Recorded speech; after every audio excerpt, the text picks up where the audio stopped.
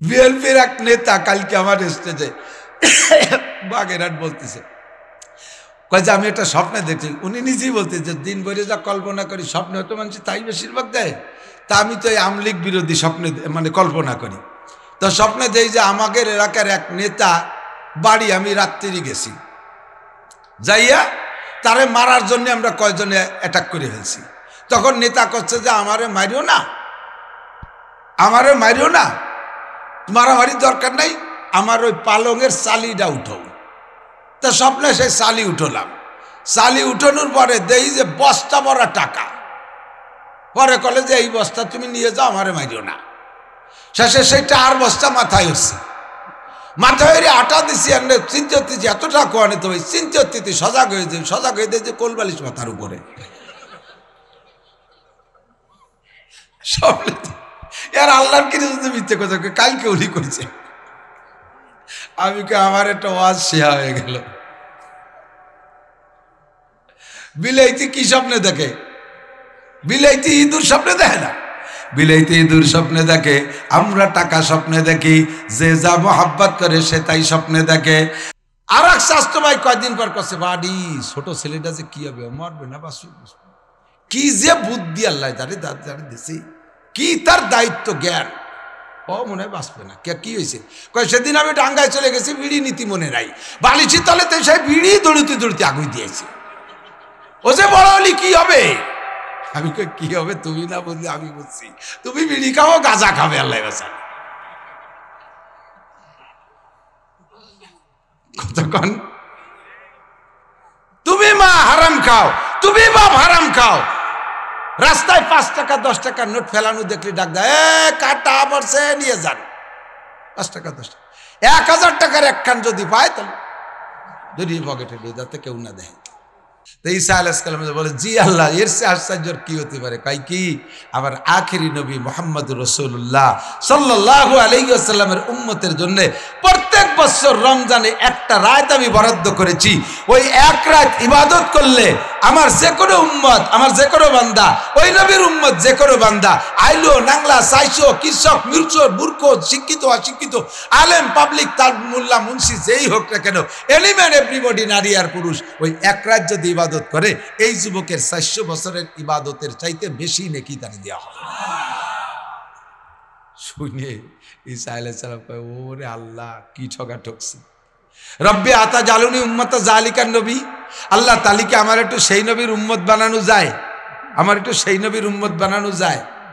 ঈসা আলাইহিস সালামকে আল্লাহ খোটা দিলেন, জালতুকা নবিয়া ও রাসূলা, তোমাকে নবী বানাইছি, রাসূল বানাইছি, 3 দিন বয়সে নবুয়তি দিয়েছি। তুমি 3 দিন বয়সে জবান খুলে দিয়ে তোমার দুলনার মধ্যে দুলতেছিলে, সে অবস্থায় তোমার জবান খুলে দিয়ে তোমার জবানের মাধ্যমে তোমার মায়ের সতীত্বের সাক্ষী দিয়েছি। দুনিয়ায় তোমার আগে 3 দিন বয়সে কেউ কথা বলে নাই, এগুলো সব তোমারে দিছি। শ্রেষ্ঠ 4 রসুলের 1 রসুল বানাইছি, শ্রেষ্ঠ 4 কিতাবের 1 কিতাব দিয়েছি তোমাকে। আর এই 3 দিন বয়সে নবুয়তি রিসালাত দিয়েছি, তোমার পেট বলল না, পরাণ বলল না, তুমি আবার সেই নবীর উম্মত হতে চাও। ঈসা আলাইহিস সালাম বলেন, আল্লাহ যা দেছো এর শুকর তো আমি আজীবন আদায় করি, এটা আমার চাওয়ার চাইতে বেশি তুমি দিয়েছো। তবে আমার ইনজিল কিতাবের ভিতরে কোনো একটা আয়াতে লেখা নাই যে আমি একবার আল্লাহ বললে আমার উম্মত এবং আমি একবার আল্লাহ বললে 2 বার আল্লাহ বলার নেকি দিবা, 1 রাত ইবাদত করলে 2 রাত ইবাদতের নেকি দিবা, 1 ওয়াক্ত নামাজ পড়লে 2 ওয়াক্ত নামাজের নেকি দিবা, এরকম কোনো ঘোষণা নাই। যতটুক করবো অটুক দিবা, এই আমার ইনজিলের মধ্যে আছে। তুমি শ্রেষ্ঠ নবীর উম্মত সম্পর্কে শুনাইলা, তারা 1 রাত ইবাদত করে 400 বছর ইবাদতের চাইতে বেশি নেকি পাবে। এই নেকির লোভে একটু সেই নবীর উম্মত হতে চাই। সকলে একবার দরুদ শরীফ পড়ে নেই, নামাজের মধ্যে যে দরুদ শরীফ পড়ে থাকি। আল্লাহুম্মা সাল্লি আলা মুহাম্মাদিন ওয়া আলা আলি মুহাম্মাদ কামা সাল্লাইতা আলা ইব্রাহিম ওয়া আলা আলি ইব্রাহিম ইন্নাকা হামিদুম মাজিদ। আল্লাহুম্মা বারিক আলা মুহাম্মাদিন ওয়া আলা আলি মুহাম্মাদ কামা বারাকতা আলা ইব্রাহিম ওয়া আলা আলি ইব্রাহিম ইন্নাকা হামিদুম মাজিদ। ঐতিহ্যবাহী মহেশপুর হাফেজে এতিমখানা মাদ্রাসা ও যুব সমাজের উদ্যোগে আয়োজিত বার্ষিক ওয়াজ মাহফিল। মাহফিলের সম্মানিত সভাপতি জনাব আলহাজ আবুল কালাম মৃধা সাহেব।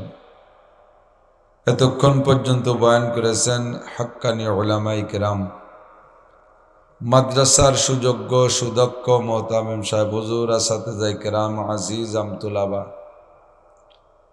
ইন্তজামী কমিটির যুব সমাজের সকল সদস্যবৃন্দ, প্রাণপ্রিয় দেশবাসী।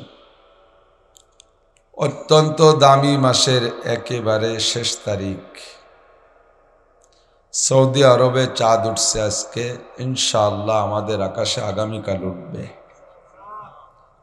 শাবান মাসের একেবারে শেষ তারিখ, 29শে শাবানের চাঁদনি রাত, আজ চাঁদের রাত। পরপর 2টি মাস দামি চলে গেল, রজব ও শাবান। শাবান মাসের শেষ তারিখে আল্লাহ পাক এ অঞ্চলের লাখো মানুষের মধ্য থেকে বাছাই ছাঁটাই করে সাময়িক এই জান্নাতের বাগানে বসার মতো যোগ্য মনে করে আমাদেরকে ডেকে নিয়ে আসছেন। অযোগ্য হলে আল্লাহ আসতে দিতেন না। জান্নাতের ভিতরে যে কেউ যাবে না, জান্নাতে জান্নাতীরাই যাবে। আল্লাহ পাক রব্বুল আলামিনের পক্ষ থেকে এই জান্নাতি মজলিসে বসার মতো যোগ্যতা আমরা অর্জন করতে পেরে মেহেরবান আল্লাহর পক্ষ থেকে এই নির্বাচনে নির্বাচিত হতে পেরে শুকর আদায় করি আলহামদুলিল্লাহ। অত্যন্ত দামি মুহূর্ত চলতেছে। গত মাস চলে গেছে রজব মাস, যে মাসে আমাদের নবী, বিশ্ব নবী, রহমাতুল্লিল আলামিন, সারা জগতের রহমাতের নবী সাল্লাল্লাহু আলাইহি ওয়াসাল্লামকে আল্লাহ পাক একে রাত্রে লম্বা একটা সফর দিয়েছিলেন। কল্পনাই করা যায় না। হুজুরকে আল্লাহ তাআলা 3200 মুজিজা, অলৌকিক ঘটনা দেখানোর সুযোগ দিয়েছেন উম্মতের সামনে। মুজিজ মানে দুর্বলকারী, যার সামনে সব মানুষ দুর্বল, কেউ এটা সম্ভব না, এমন অলৌকিক ঘটনা নবী পাকের মাধ্যমে আল্লাহ দেখাইছেন। তার সংখ্যা হাদিসে খুঁজে পাওয়া যায় প্রায় 3200, 3500-এর কাছাকাছি। 2.5 থেকে 3 লক্ষ নবী রসুলের সম্মিলিত মুজিজার সংখ্যা, যা আমাদের নবীর একার মুজিজা তার চাইতে বেশি। কোনোটার চেয়ে কোনোটা কম না, বললে আজীব হয়ে যাবেন। দুনিয়ায় যত শক্তিশালী অস্ত্র আছে, সমস্ত অস্ত্র দিয়ে আঘাত করে চাঁদটাকে দ্বিখণ্ডিত করা সম্ভব? কি মনে হয় পারবে? নবী পাকের আঙ্গুলের ইশারায় আকাশে চাঁদ দ্বিখণ্ডিত হয়ে গেছে। আবু জাহেল দেখতে চাইছে, হুজুর দেখাই দিলেন। হুজুর বললেন, চাচা যান, আমি তো এই যে তুমি বললে চাঁদ 2 ভাগ করতে করলাম, এখন কি আমি নবী? ভালো রে বুঝে আসতেছে না, কি চাঁদ 2 ভাগ হলো নাকি মাঝে মেঘ যাইয়ে দাঁড়ালো, টের পাচ্ছিস না। তাহলে তুমি কি বলি একিন করবা? চাঁদ 2 টুকরারে মাটিতে নামায় দেখাও। এত বড় চাঁদ 2 টুকরারে মাটিতে নামায় দেখাতে হবে। সে তো দাবি করতে পারে, বাস্তব কতটা সম্ভব এটা তো আমরা কিছুটা হলেও বুঝি। আল্লাহ পাকের কাছে কোনো অসম্ভব না। নবী পাক ইশারা করলেন, 2 টুকরা চাঁদ জমিনে শাসা গতিতে নেমে চলে আসছে। একেবারে সহি হাদিস, নো ডাউট, কোনো চিন্তা করবেন না, মাইন্ডের কিছু নেই। মক্কায় যারা হাজি সাহেবরা গিয়েছেন, কাবা ঘরের পাশে সফা মারওয়ার এই পাশে, ওটা কোন পাশ আমার কাছে, ওখানে আমি দিক বুঝি না, সম্ভব আমার আন্দাজে পূর্ব উত্তর কর্নার। 2টা পাহাড় আছে, এক পাহাড়ের উপরে বাদশার বাড়ি, ওর পাশে আর একটা পাহাড়। 2টা পাহাড়ের নাম, একটা জাবালে আবি কুবায়েস আর একটা জাবালে কাইকুআন। এই 2 পাহাড়ের উপরে 2 টুকরা চাঁদ এসে বসে আছে। বলবেন না সুবহানাল্লাহ? এর চেয়ে আশ্চর্য কি হতে পারে জগতে? বিজ্ঞানীরা এক একটা আবিষ্কার করে দেখায়, আমরা আশ্চর্য হই। চাঁদটা নামায় দেখাক দি। নবী পাক বললেন, চাচা যান, দেখা যায় চাঁদ 2 পাহাড়ের পর 2 টুকরা। তুমি যে এত বড় জাদুকর, চাঁদও নামায় ফেলছো মাটিতে? তুমি নবী কিনা এটা ডিক্লেয়ার এখন দেব না, সকালে দেব। রাত্রে যারা আসতেছে মক্কায় ওরা দেখে শুনিয়েছে, যা কয় সেই বলা অনুযায়ী, রিপোর্ট অনুযায়ী তোমাকে রিপোর্ট দেব। সকালে বহিরাগত যারা মক্কায় এসে পৌঁছেছে, রাতভর হাঁটছে, তারা দুইবার এভাবে আতঙ্কিত। একবার দেখে আকাশে চাঁদ ভেঙে গেছে, আবার দেখে আকাশের থেকে চাঁদ জমিনে শাসা গতিতে নেমে আসে, আকাশ চাঁদ শূন্য।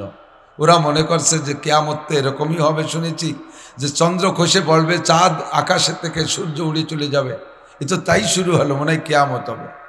ভয়তে তারা কাঁপতে কাঁপতে কিছুক্ষণ পরে আবার আকাশে চাঁদ দেখলেন। এই ঘটনা রাত্রে যারা পথ চলছে সবাই দেখেছে। এসে মক্কায় গুঞ্জন শুরু হয়ে গেছে। আবু জাহেল তাদের কাছে জিজ্ঞেস করছে, বলে হ্যাঁ এরকম ঘটনা ঘটছে। ও তো গভর্নর, ও বলে দিচ্ছে রাত্রে যা দেখছে একজনে মুখ খুলবা না, কেউ করতে পারবে না। ডোনাল্ড ট্রাম্প যেমন যে কয়ে দেয়, যা হোক আর নাও, কেউ কিছু করতে পারবে না, তাই সবাই চুপ করে থা লাগে। এই দাতাল বলছে যে বলবা না, সবাই চুপ করে রয়েছে। হুজুর কাছে চাচা যান, কি খবর, কি খবর, কি গপ্তে না বুধ মিসলে তো সাহের দেগার, সাহেরারা সার তুই ও তাজ সার। বাতিজা, ভাবছিলাম যে তুমি নর্মাল একজন জাদুকর, তোমার জাদু মাটিতে চলে। এই মক্কার আরবের বলদ কাফের গুলোরে কলেমা পড়ায় মুসলমানরা নাচো জাদু করে করে। এখন দেখি না, তুমি সাধারণ নর্মাল জাদুকর না, তুমি জাদুকরের উস্তাদ। তোমার জাদু আকাশের চাঁদের মধ্যে পর্যন্ত চলে। নবী বলে আমি বুঝতে পারি নাই, তোমার জাদুকর বুঝছি। বলিস নাউজুবিল্লাহ। নবী পাক বললেন, আল্লাহ ইলামান আর সালতানি, এ কোন খবিসির কাছে আমারে পাঠাইছো? যা কয় তাই বলি, মানি, তাই আমল করি, এরপরে আমারে জাদুকর কয়। আল্লাহ কাল্লা তাহজান ওয়ালা তাখাফ লাস্তা আলাইহিম বিমুসাইতির, তোমারে দারোগা বানাই পাঠাই নেই যে পিঠে পিঠে কলেমা পড়াবো। আমা আলাইকা ইল্লাল বালাগ, তুমি তবলিগ করবা। ফামান শাহ ফাল্যুমিন ওয়া মান শাহ ফাল্যাকফুর, যার মনে চায় মানবে, যার মনে চায় না মানবে না। তাতে তোমার নবুয়তিতে একটু খাটো হবে না, একটু কমবে না।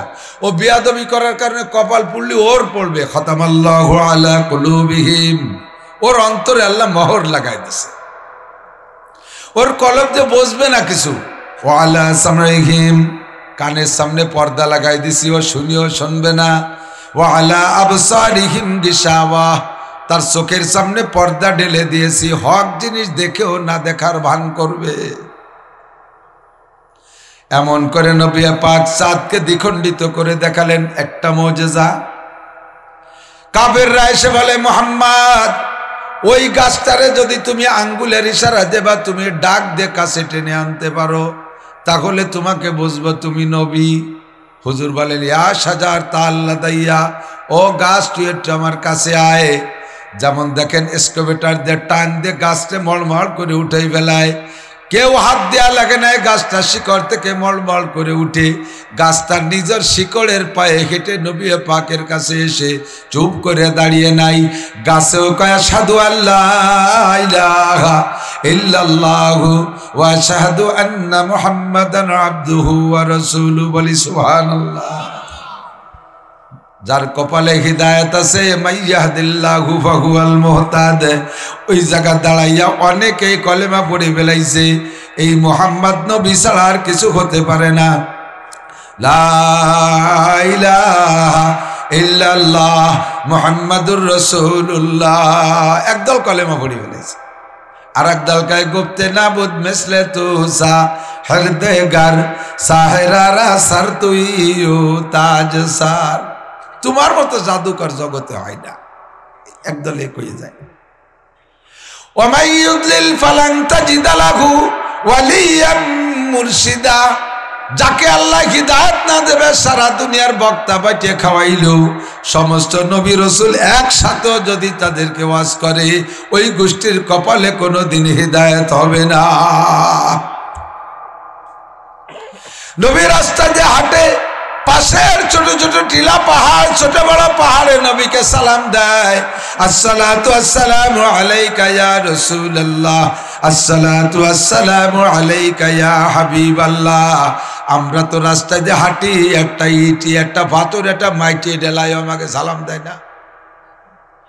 দেয় দেয়? একটা মাটির ডেলায়, সইতে ডেলায় আমাকে সালাম দেয় না? তাহলে উনি যে আল্লাহর নবী, এর মধ্যে কোনো সন্দেহ আছে? আল্লাহু আকবার।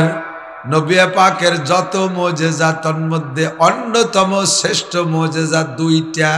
এই চাঁদরে দ্বিখণ্ডিত করার চাইতে বড় মোজেজা দুইটা, তন্মধ্যে সর্বশ্রেষ্ঠ হলো আল কোরআন। লেখাপড়া কিচ্ছু জানে না, মায়ের কাছ থেকে পড়বে, পড়ার বয়স হওয়ার আগে মা মারা গেছে। বাপের কাছে পড়ালেখা শিখবে, বাপ উনি পেটে থাকতে বাপ নাই। শিক্ষা দীক্ষা এমন একটা জগতে যে উনি এমন একটা সময় এমন একটা এলাকায় জন্ম নেছে, যে এলাকার নাম আইয়ামে জাহেলিয়াতের চরম বর্বর এলাকা, চরম মূর্খতা, চরম বর্বর। বাপে মেয়েকে ধর্ষণ করে, মা ছেলের সাথে যৌন চরিতার্থ করে, নিজের জীবিত কন্যা সন্তানকে তাজা অবস্থায় গর্ত খুঁজে মাটি দিয়ে দেয়। কি পশু কুত্তও পারে না। এমন মূর্খ বর্বরদের মধ্যে নবী পাককে আল্লাহ পাক পাঠিয়েছেন। দুনিয়ার কোন মানুষকে আমার নবীর উস্তাদ বানাই নাই, একটা অক্ষরও কাহারো কাছে থেকে শেখে নাই, যার কারণে বলা হয় উম্মি। বোঝেন বোঝেন, উম্মুন মানে মা, উম্মুন মানে মায়ের পেট থেকে পড়েই কি আমরা লেখাপড়া জানি? বড় হয়ে শিখছি না তো। মায়ের পেট থেকে জন্মের পরে নবজাতক বাচ্চা যেমন দুনিয়ার কোনো শিক্ষায় শিক্ষিত থাকে না, আমার নবী জীবনটা ভরে দুনিয়ার মানুষের কাছ থেকে শিক্ষা অর্জন করে নাই, যার কারণে নবজাতক বাচ্চার মতো নবীর উপাধি উম্মি। এমন উম্মি নবীর জবান দিয়ে এমন কালাম বের হওয়া শুরু হয়েছে, আলিফ লাম মিম যালিকাল কিতাবু লা রাইবা ফি, এমন করে 30 পারা কোরআনে কারীম যার কোথাও চুল পরিমাণ সন্দেহের অবকাশ নাই। ওয়াইন কুনতুম ফি রাইবিন মিম্মা নাযালনা আলা আবদিনা, মেহেরবান আল্লাহ চ্যালেঞ্জটাকে, তাহলে ফাতু বিসূরাতিন মিন মিসলিহি ওয়াদউ শুহাদাআকুম মিন দুনিল্লাহ। তোমাদের দলে যত পণ্ডিত আছে সব পণ্ডিতদেরকে ডাইকে নিয়ে বইসা গবেষণা কইরা রিসার্চ করে তোমরা বিজ্ঞান কাটাইয়া কোরআনের একটা সূরা 14টা 114 সূরার মতো মধ্য থেকে যে কোনো একটা সূরার মতো একটা সূরা বানাইয়া দেখাও। ফাতুবি সূরাতিন মিন মিসলি, একটা সূরা দেখাও। ওয়াদু শুহাদাআকুম মিন দুনিল্লাহ, আল্লাহ বাদে তোমাদের যত সহকারী আছে সহযোগী আছে সবাইরে ডাকো, তাদের থেকে সাহায্য নাও। ওয়াদু শুহাদাআকুম মিন দুনিল্লাহ ইন কুনতুম সাদিকিন, তোমরা যদি তোমাদের ওই কথায় সত্যবাদী হও। মুহাম্মদ নিজের থেকে রচনা করে, যার কোনো আক্ষরিক জ্ঞান নাই, সে যদি এমন রচনা করে, তোমরা বিশ্বমানের পণ্ডিত, তোমরা তার চেয়ে ভালো আবিষ্কার করতে পারবা, রচনা করতে পারবা। আরে এই কোরআনের চেয়ে ভালো দরকার নাই, সেম কোরআনের একটা সূরা বানায় দেখাও। পারছে? পারবে? খেয়াল করতেছেন না আপনারা? অনেকবার শুনছেন তাইতি। আল্লাহ পাক রব্বুল আলামিন এরপরে কি কয় শোনেন, কুল লাইন ইজতামাতিল ইনসু ওয়াল জিন্নু আলা আয়াতু বিমিসলি হাযাল কুরআন লা ইয়াতুনা বিমিসলিহি ওয়ালাউ কানা বাযুহুম লিবাযিন যাহিরা। আমি কিয়ামত পর্যন্তর জন্য চ্যালেঞ্জ রেখে দিলাম, এই আয়াতটা আমি মুছে দেব না, আয়াতটাকে আমি তুলে নেব না। লা তাবদীলা লিকালিমাতিল্লাহ, আমার বক্তব্যে কোনো পরিবর্তন নাই। যাহা বলেছি। সারা দুনিয়ার সব মানুষ যদি একের চেয়ে অপরে বড় শিক্ষিত হয়, আর সমস্ত মানুষ একটা গবেষণাগারে বসে গবেষণা করে আর চেষ্টা চালায়, লা ইয়াতুনা বিমিসলিহি, আর কিয়ামত পর্যন্ত কোরআনের মতো কোরআন রচনা করতে তোমরা পারবা না। এটা হলো সবচেয়ে বড় মুজিজা। এর পরের মুজিজা হলো গত মাসে ঘটে গেছে, যা আপনারা বক্তাদের কাছ থেকে শুনে থাকবেন। এক রাত্রে শুনেই বিশ্বাস করা কঠিন। রাতের ঘটনার পরে হুজুর সকালবেলা যখন বলতেছেন, তো সাহাবায়ে কিরামরা অনেকে একটু দ্বিধাদ্বন্দ্বের মধ্যে উঠে গেছে, কয় কি এক রাত্রে মক্কা থেকে মদিনায়, এখন এই দ্রুতগামী যানবাহনে বাসে লাগে 7 ঘন্টা। হাজী সাহেব যারা গেছেন তারা বলে, ওই সময় উঠে যাইতে লাগতো 7 দিন। আবার শুধু মদিনায় যাইয়ে ফিরে আসলি হয়। ওই জায়গা থেকে গেছে জাবালে তুর, হযরত মুসা আলাইহিস সালাতু ওয়াস সালামের সাথে যে পাহাড়ে আল্লাহ কথোপকথন মিশরে, সেই পাহাড়ের থেকে আবার ওই রাত্রে গেছে মাদায়েন, আলাদা একটা রাষ্ট্র। হযরত মুসা আলাইহিস সালামের শ্বশুর বাড়ি, শুআয়ব আলাইহিস সালামের বাড়ি বেড়াতে গেছে। একই রাত্রে ওখান থেকে আবার গেছে বাইতুল লাহাম ইসরাইল, হযরত ঈসা আলাইহিস সালামের জন্মস্থান দেখতে গেছে। সেটা দেখার পরে ওখান থেকে ফিলিস্তিন বাইতুল মুকাদ্দাস, এ তো দুনিয়ায় এইটুক করছে। এরপরে 7 আসমান পার হয়েছে, বাইতুল মামুর গেছে। কটুক দূরে হেনতে বাইটি পড়া,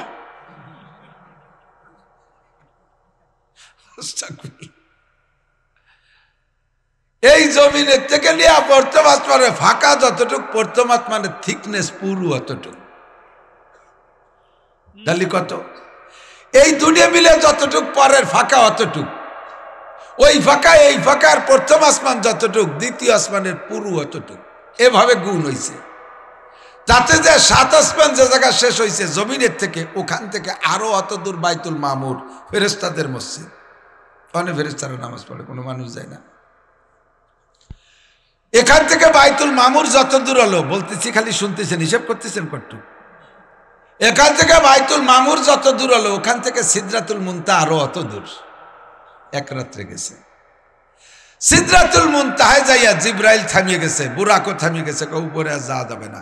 হুজুর কয়টা উপরে কি আমারও যেতে হবে? বলে হ্যাঁ, আরশে আজিমে যাবেন না? তবে এই পাশেটুকু একা একা কিভাবে যাব? তুমি চলো। জিব্রাইল কয় আগার এক সারে মু এবার তার পারাম হরুগে তাজাল্লি বসুজাত পারাম। এ জায়গা যদি আর 1 ইঞ্চি উপরে উঠি, আল্লাহর নূরের তাজাল্লিতে আমার 600 ডানা পুড়ে ছাই হয়ে যাবে। ও পাশে আমি যাব না, ও পাশে আপনি একা যাবেন, বুরাকও যাইতে পারবে না, আপনি একা যাবেন। ও জিব্রাইল, ও পাশে পথ আর কতটুক আছে, একা যাব? কয় আর বেশি নাই, যতটুক আছে আর একটুক আছে, যতটুক আইছে আর এতটুক আছে। যাব কিসে? আসবে এখনই পরিবহন। আর সে আজিম থেকে আল্লাহ পাক একটা পরিবহন পাঠিয়ে দিয়েছেন, নাম তার রফ রফ। একটা জায়নামাজের মতো সবুজ, এইটা আছে সামনে। নবী পাকের সামনে ল্যান্ড করলেন।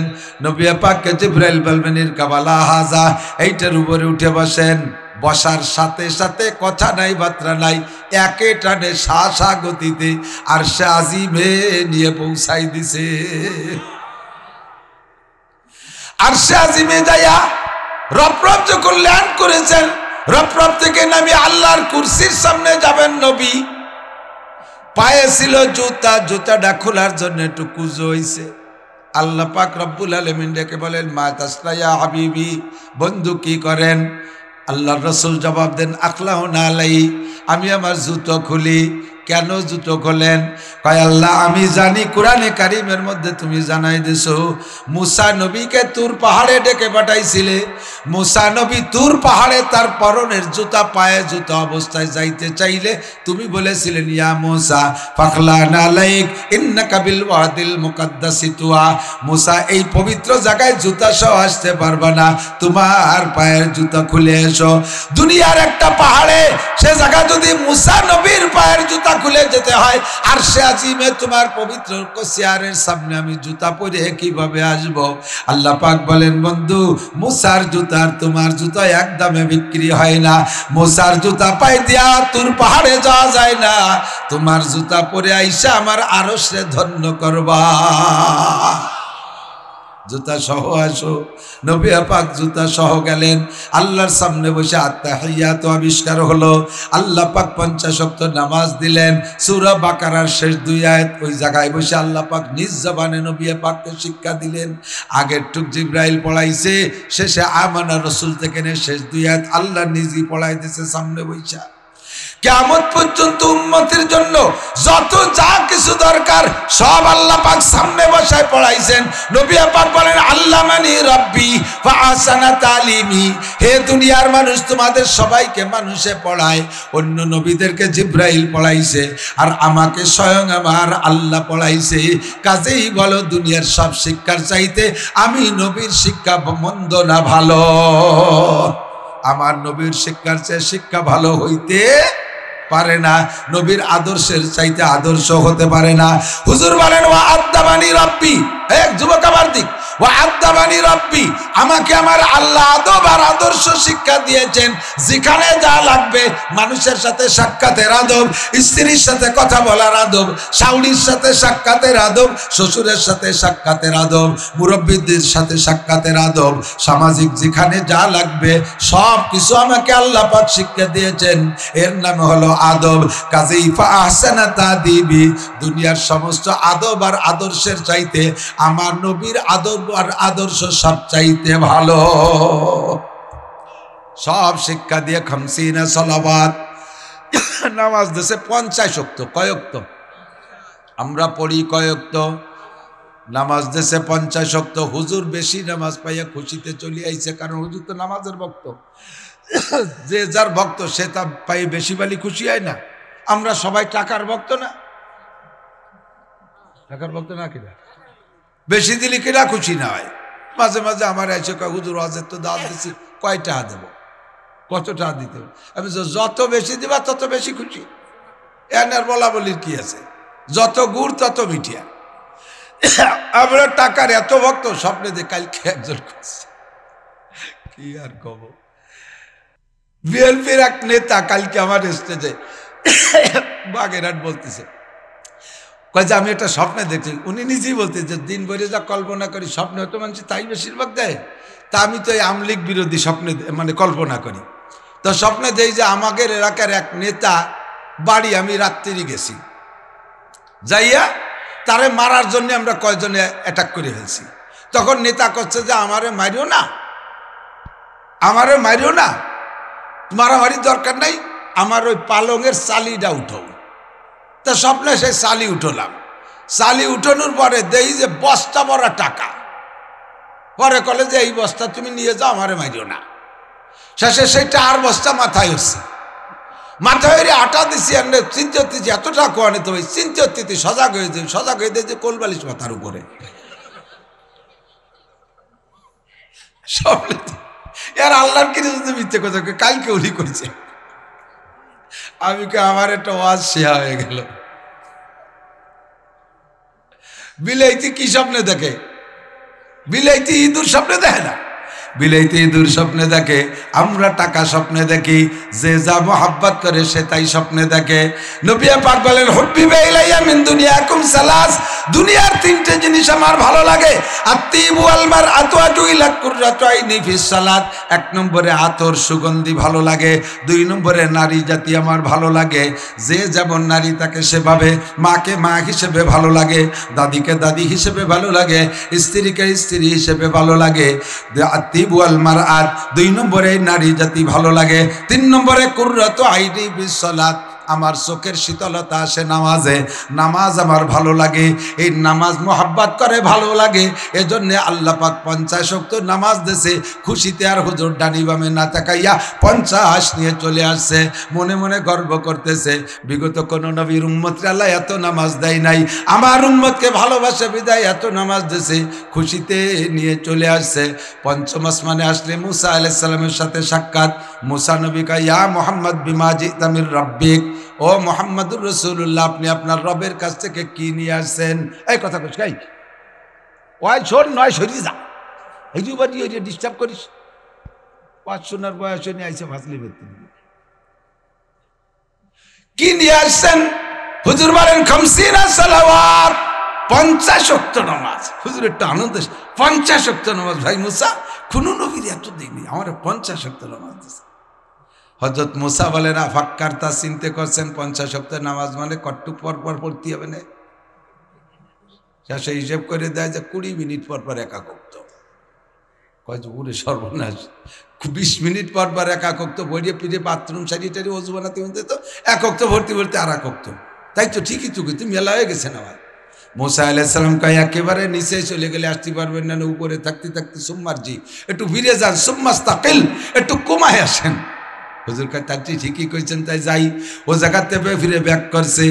আল্লাহর কাছে গেলে আল্লাহ বলছেন লিমা রাজাতা ইয়া হাবিবি, ফিরে আসছেন কেন? কয় আল্লাহ আমার উম্মত দুর্বল, আমার উম্মত দুর্বল, এত নামাজ পড়তে পারবে না, একটু কমায় দেন। আল্লাহ পাক বলেন ঠিক আছে 5 ওয়াক্ত কমানো গেল, 45 নিয়ে যান। 5 ওয়াক্ত কমছে, হুজুর মোটামুটি চলে আসছেন। মুসা আলাইহিস সালামের কাছে আসলে আবার কয় ভাই আরেকবার যান, দেখেন আর একটু কমানো যায় নাকি। আমার উম্মত বড় শক্তিশালী উম্মত ছিল, ফিরাউনের মতো আন্তর্জাতিক খ্যাতিসম্পন্ন দাতালের সাথে কতদিন মারামারি যুদ্ধ বিগ্রহ করিয়া টিকে রয়েছে আমার উম্মত। 20-30 হাত জোয়ান গায়ে কত শক্তি বল, এত শক্তিশালী উম্মত 3 ওয়াক্ত নামাজটাই ঠিক মতো পড়ে নাই। আর আপনার উম্মত হবে দুর্বল, 16-18 বছর বয়সে চোখের পাওয়ার শেষ হয়ে যাবে, চশমা ছাড়া পায়খানার দরজা খুঁজে পাবে না। আপনার উম্মত এরকম দুর্বল হবে, গাঁজা খাইয়ে মাজাবি হয়ে ঘুরে বেড়াবে। এই দুর্বল নামাজ ঠিক মতো পড়তে পারবে না। 15-16 বছর বয়সে ডায়াবেটিস হয়ে যাবে, 5 মাইল যাইতে 10 বার পেশাব করা লাগবে, পায়ে হেঁটে জাতি। এই ডিলে উম্মত কোনোদিন পুরো 45 ওয়াক্ত পড়তে পারবে না। আপনার উম্মতের বয়স 15-16-18 বছর হইতে নয়তে চুল পাইকে ফকাফক সাদা হয়ে যাবে। এই দুর্বল উম্মত এত নামাজ পড়তে পারবে না। একটু ফিরে যান, দেখেন কমানো যায় নাকি। এইভাবে যেবার যায় 5 ওয়াক্ত কমায় আল্লাহ, যেবার যায় 5 ওয়াক্ত। আল্লাহ পাকের তো সিদ্ধান্ত আছে নামাজ অবশেষে রাখবে মাত্র 5 ওয়াক্ত। কিন্তু 9 বার ঘুরাইলেন কেন? কয় যতবার ঘুরবে ততবার বন্ধুর সাথে বন্ধুর দেখা হবে। এই দেখার স্বাদ গ্রহণ করার জন্য, দেখা দেখির মজা লেনদেন করার জন্য 9 বার ঘুরাইছে। নইলে একবারেই 5 বানায় দিতে পারতেন। আল্লাহু আকবার। দোস্তর সাথে দোস্ত যত দেখা হয় তত মজা বেশি লাগে, কি লাগে না? যে কোনোভাবে দেখার চেষ্টা করে। নবী পাক বলেন রাআইতু রাব্বি লাইলাতা উসরিয়া বি 10 মাররা বিগাইরি আজাব। ওই রাতে প্রথমবার আর পরে 9 বার মিলাইয়া আমি আমার আল্লাহকে একেবারে আমার চর্মচক্ষু দিয়ে রব্বুল আলামিনের পরিপূর্ণ নূর একে একে 10 বার দেখেছি। মা কানা বাইনি ওয়া বাইনাল্লাহি হিজাব, আমাদের মাঝে কোনো পর্দা পার্টিশন ছিল না। ইল্লা রিদা আল কিবরিয়া, শুধু আল্লাহর বড়ত্বের একটা চাদর। খেয়াল করেন, আপনারা আমারে দেখতেছেন না? পর্দা আছে নাকি? দেখছেন কট্টুক, হাতের কবজি, মুখমণ্ডল, গলার পাশে, মাথার কোনায় দিয়ে একটু 15 আনাই তো ঢাকা রয়েছে, ঠিক না? 15 আনাই ঢাকা, কাপড় দেখিরা আবার সরাসরি দেখছেন পর্দা ছাড়া। সেম আল্লাহ পাকের যতটুক দেখানো সম্ভব নবী পাককে অতটুক বিনা পর্দায় দেখাইছে। কেউ কেউ কয় পর্দার আড়ালে 70,000 পর্দার ওই পাশে ছিল। আমি এটাকে সামাজিকতা মনে করি না। আপনি পুরুষ, আমি পুরুষ, আপনি আমারে দাওয়াত দিয়েছেন আপনার বাড়ি, বাড়ি নিয়ে মহিলারা পর্দায় তো থাকবেই। আপনিও পুরুষ, আমিও পুরুষ, আপনি আমারে বাড়ি নিয়ে এই পাশে পর্দার বাইরে বসাইতে ওই দায়িত্বে ফাঁকা ফাঁকা কথা করছেন। পর্দার তল দিয়ে খাবার বাটাইতে হুজুর হইতে খাইয়ে দিয়ে চলে যান, আপনারা জন্মের ভালোবাসি। এটা কথা হলো? আপনি যদি সামনে না আসেন সামাজিকতা হবে না। আল্লাহ পাক দুনিয়া থেকে বন্ধুরে ডাইকে নিয়ে পর্দার আড়ালে ফেলাইতে হবে, হতেই পারে না। কথা কান ঠিক কি ঠিক না? এরপরে মুসা আলাইহিস সালাম বলতেছে ভাই যখন 5 ওয়াক্ত আছে, মুসা আলাইহিস সালাম বলতেছে ভাই রে, মন যদি অন্য কিছু মনে না করেন, মাইন্ড না করলে আর একটা গুল্লি দেন, একটু কমায় আসেন। দেন কমেনি কিন্তু 1 ওয়াক্ত।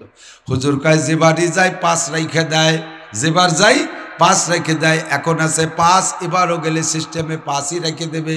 পরে আমার খালি হাতে বাড়ি যা লাগবে না, কাজে আর যা যাবে না, এই 5ই থাকুক। এই নিয়ে যাই উম্মত পড়ুক, পড়ুক না পড়ুক মাইর খাবে তারা, হ্যাঁ মাইর খাবে তারা, 5ই থাকবে। আর শাজিমের মালিক ওই সময় ডাইকে কয় লা তাবদীলা লিকালিমাতিল্লাহ, আমার কথার ভিতরে পরিবর্তন নাই, আমার সংবিধান স্থায়ী। 50 বলছি 50ও আমার কথা, 5 বলছি 5ও আমার কথা, 50ও থাকবে 5ও থাকবে। সিস্টেমটা কি? আল্লাহ পাক বলেন মান জাবিল হাসানাতে ফালাহু আশরু আমসালিহা। আপনার উম্মতের জন্য বৈশিষ্ট্য হলো আমার সংবিধান আপনার উম্মতের জন্য যে কোনো একটা নেকের কাজ করলে তাকে ওই কাজের বিনিময়ে 10টা নেকের কাজের নেকি দান করি। নামাজ পড়বে 5 ওয়াক্ত, 1 ওয়াক্তের বিনিময়ে 10 ওয়াক্ত, 5 10 কে 50 ওয়াক্ত। কয় ওয়াক্ত? 5 10 কে 50 ওয়াক্ত নামাজের সওয়াব দেওয়া হবে। 50 ওয়াক্ত বলছি সেটাও ঠিক থাকবে, 5 বলছি এটাও ঠিক থাকবে। পড়বে 5, নেকি পাবে 50। একে রাত্রে লম্বা সফর করে হুজুর বাড়ি আসছে, ফিরে আইছে। আইসে যখন এই কিস্সা শুনইছে, কোন দিক কি আজীব কথা না? এটা শুনানোর পরে সাহাবাই কেরাম কেমন কেমন ভাব পরে তারা ঠিক হয়ে গেছে। কিন্তু কাফেররা তো একেবারে আলগা গালে দাঁত বারোই দিয়ে হাসতেছে, এবার খাইছে মোহাম্মদ ধরা, ওর মানুষ ওরে মানবে না নে, এ যা কলো। এই খবর ছড়ায় পড়ার পরে আবু জাহেল আইছে। আবু জাহেল এসে কয় ভাতিজা তুমি বলে আজকে আবার নতুন কি একখান কই উঠছ? কি চাচা জান? তুমি বলে এক রাত্রি এত এত জায়গা ঘুরছো, উপরে আরশে আজিমে গেছো? জি জি কাকা জান গেছি। আর এই কথা কমা না, আগে ঘরে যা বলছো বলছো, এই কথা আর কমা না। কেন চাচা জান আমি গেছি তো, তা কব না কেন? সব বাদ দিলাম, তুমি বাইতুল মুকাদ্দাস গেছো, এই মিথ্যে কথাটা কেন করলে? মক্কা থেকে বাইতুল মুকাদ্দাস সেই জমানায় যাইতে লাগে 1 মাস। 1 মাসের বাদ তুমি এক রাতের একটুক টাইমের মধ্যে ঘুরে হয়েছে, ভাও কথা মোটে কবা না। হুজুর কয় আমি কইছি যা কইছি, গেছি তো গেছি, তা কব না কে? কয়টা যদি গিয়ে থাকো তাহলে রিপোর্ট দাও। বাইতুল মুকাদ্দাসের জালনা দরজা কয়টা? হুজুর কি ওই রাত্রে বাইতুল মুকাদ্দাস জালনা দরজা গুনতে গেছে নাকি? হুজুরে যেভাবে রয়েছে সেভাবে চলে গেছে। আর খবিশটা নবীর নবুয়াতির স্বীকৃতির জন্য বাইতুল মুকাদ্দাসের জালনা দরজা কয়টা এই কথি কয়। আপনারা যে যে ঘরে বসবাস করেন, আমার মনে হয় অধিকাংশ মানুষই বলতে পারবেন না যে আপনার ঘরে কয়টা জানালা। আমি তো পারবোই না, ওটাই সম্ভব না। আমার ঘরে কয়টা, নিজে বানাইছি ঘর, বাপের কাইলে ঘর না, তারপর আমি বলতে পারবো না আমার বিল্ডিং এ কয়টা জানালা। আমি যে কাছারিতে বসি তাতেই কয়টা জানালা না গুলি কর কায়দা। আর হুজুর এক রাত গেছে, তারা জালনা দরজা করতে হবে। হুজুরের চুপ করে বসে কি কয়, কি কই, এ বদমাস কি কই হল। ওদিকে আমার নবী গায়েব জানে না, কথা বলেন নবী গায়েব। হ্যাঁ মিয়ার এদিক খেয়াল রেখেন। আমরা কেউ কেউ কোনো পীরের এমন ভক্ত যে পীর সাহেব গায়েব জানে, এই আকীদা পর্যন্ত আমাদের অন্তরে বিরাজ করে। হ্যাঁ পীরের সামনে বুঝে শুনে দাঁড়াইস, পীর সাহেব কিন্তু অন্তরের খবর জানে তুমি কোন নিয়ত করে হয়েছো, গোড়া কসু জানে। তুমি এই কথা বললে আমার এই জবাব দেওয়া লাগে, পীররে খাটো করা হয়, ফারদার বলবে না। নবী পাক আল্লাহ বলেন কুল্লাউ কুনতু আলামুল গায়ব লাস্তাকসারতু মিনাল খায়র। হে নবী উম্মতকে বলে দেন, আমি যদি গায়েব জানতাম, অদৃশ্যের খবর জানতাম, জীবনেও কোনোদিন কোনো ক্ষতি আমাকে স্পর্শ করতে পারতো না। যত কল্যাণ আর মঙ্গল এগুলো আমি অর্জন করতাম, চুল পরিমাণ ক্ষতি আমাকে স্পর্শ করতে পারতো না। ওহুদের ময়দানে যাই আমার দাঁত ভাঙ্গা খাওয়া লাগতো না, কারণ কোন দিক দিয়ে পাথর আসছে আগের থেকে জানতাম, ওই দিক ঢাল পেতে ধরতাম, আমার দাঁত ভাঙ্গা খাওয়া লাগতো না। হেলমেট আমার মাথার মধ্যে ঢুকে যাইতো না, আমি সেদিক ঢাল পাইতে ধরতাম। আমি গায়েব জানি না, আমার নবী যদি গায়েব না জানে, এ জগতের কোনো পীর গায়েব জানতে পারে না। ঠিক কি ঠিক না? সাবধান থাকবেন। আকলিস দীনাকা ইয়াকফিকাল আমালুল কলিল। যদি আপনারা মনে করেন অমুক পীর গায়েব জানে, অমুক পীর অন্তরের খবর জানে, ভবিষ্যৎ বলে দিতে পারে, তাহলে আপনি মুশরিক হয়ে গেছেন। গুণটা হলো আল্লাহর, টেনে নিয়ে আসেন পীরের মধ্যে। গুণটা হলো আল্লাহর, ভবিষ্যৎ জানার গুণ কার? এটা পীরের মধ্যে টেনে নিয়ে আসেন, আপনি মুশরিক হয়ে গেছেন। খুব সতর্ক থাকতে হবে। আকলিস দীনাকা ইয়াকফিকাল আমালুল কলিল। তোমার ঈমানকে খাঁটি করো, অল্প আমলই নাজাতের জন্য যথেষ্ট হইবে। নবী পাক গায়েব জানে না, বাইতুল মুকাদ্দাস দেখার সময় জালনা দরজা গুনে আসে নাই। ওদিকে জবাব না দিতে পারলে আবু জাহেল অপপ্রচার করবে, চক্ষু বন্ধ করে জিম ধরে বসে রয়েছে। ইতিমধ্যে জিব্রাইলকে আল্লাহ পাঠিয়ে দিয়েছে, যাও আমার বন্ধুরে সহযোগিতা করো। জিব্রাইল এসে কানে কানে কয়, আবু জাহেল তো জিব্রাইলরে দেখে না। মা তাহজান ইয়া রাসূলুল্লাহ, হুজুর কোন চিন্তায় আছেন? কয় শোনো না, আবু জাহেল কি জিজ্ঞেস করলো, বাইতুল মুকাদ্দাসের জালনা দরজা কয়টা? আমি তো তা গুনিয়ে আসি নাই। জিব্রাইল বলতে না পারলে ও তো দুনিয়া ভরে অপপ্রচার দেবে। জিব্রাইলকে হুজুর দেখতে পারলে তো বলতে পারবেন। কয় দেখবো, ফিরে যাব কবে আর কবে দেখবো, এখন না বলতে পারলি তো এখনই উঠে যাবে, ডেরা বিটাই দেবে। কি অর্ব কদি জিব্রাইল? জিব্রাইলকে হুজুর চক্ষু বন্ধ করেন। হুজুর চক্ষু বন্ধ করছে, জিব্রাইল বাইতুল মুকাদ্দাসটা নবীর সামনে এনে তুলে ধরছে। এক পাশ না ঘুরে ঘুরে চারিয়ে পাশ। হুজুর এখন দেখে আর মুস্কি মুস্কি হাসে। হুজুর কয়, চাচা যান খাতা কলম ধরো, তাড়াতাড়ি ধরো, জালনা দরজা বলি। এবার জালনা কয়টা, দরজা কয়টা বললেন চাচা যান ইট কয়খান, কোন পাশে তাকি কব নাকি? কোন জালনার পাল্লায় কয়টা তক্তা, রড আছে কয়টা, শিক কয়টা, কই একটু গুনে গুনে লেখো। সব লেখায় দেওয়ার পরে কয়, চাচা আর একটা নতুন কথা যেটা তুমি জানতে চাও নাই, আমি যে রাত্রে বাইতুল মুকাদ্দাস গিয়েছিলাম, বাইতুল মুকাদ্দাসের গেটের দরজার সামনে একটু একটা মেয়ের পাথর আছে, ওই পাথরের গলায় দেখবে একটা ফুটো আছে, ছিদ্র আছে। আমি যখন ওই জায়গা গেলাম, জিব্রাইল ওই পাথরের গলায় আঙ্গুল দিয়ে খোসা দিয়ে ছিদ্র কইরা ওই ছিদ্রর ভিতরে বুরাকের রশি ঢুকই দিয়ে বুরাক বেঁধে রাখছিল। ওই পাথরটা একটু দেখে আসে আইসো, তুমি যদি নিজে যাও, আর যদি কেউ রে পাঠাও তারও দেখে আসতে বলো। সব খাতায় লিখে দেওয়ার পরে কয় যাও। কয় কাঁচা চাচা তুমি এখন বলো আমি কি বলছি সত্য না মিথ্যা? কয় আর রিপোর্ট এখন দেব না, 2 মাস পরে রিপোর্ট দেব। 2 মাস 10 দিন। যাকে পাঠাবে সাংবাদিক, যাইতে 1 মাস আসতে 1 মাস, আর ভালো করে মিলেবে খাতা ধরে ধরে 10 দিন সময় দিয়েছে। 10 জনের একটা দল পাঠাইছে, যা তোরা যাইতে 1 মাস আসতে 1 মাস, আর 10 দিন পর্যন্ত পাই টু পাই মিলেবি। একটা জায়গা লুকমা পাইলে বলবি মুহাম্মাদের মূলোৎপাটন করে দেব, ওর নবুয়াতি করাই ছাইড়া দেব। আইসা আমার সাথে আগে দেখা করবি। ওই 10 জনে যাইয়া 2 মাস 10 দিন পরে আইসা নবী পাকের কাছে চলে গেছে, আবু জাহেলের কাছে যাই নাই। বলেন আল্লাহু আকবার। নবীর কাছে যে আশহাদু আল্লাহ ইলাহা ইল্লাল্লাহ ওয়া আশহাদু আন্না মুহাম্মাদান আবদুহু ওয়া রাসূলুহু কলেমা পড়া এই 10 জন নবীর পদতলে বসা। 4 দিন 5 দিন হয়ে গেছে, 5 বেশি। ওরা আর আবু জাহেলের কাছে যায় না। আবু জাহেল লোক পাঠায়, সাংবাদিক পাঠায়, দেখে যে এই কয়জন নবীর কাছে বসা। ডাইকে নেছে, কি ব্যাপার? তোদের কথা ছিল আমার কাছে আসবি, ও জায়গা গেলি কা?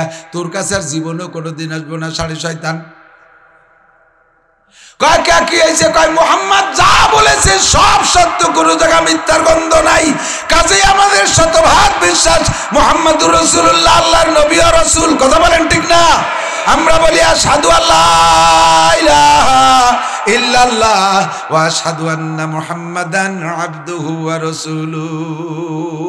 আল্লাহু আকবার। মা আনতা মাদিহুহা ইয়া মাইয়ুশাব্বিহুহা বিশামসি ওয়াল কদরি লা বালান্তাহাজিহা।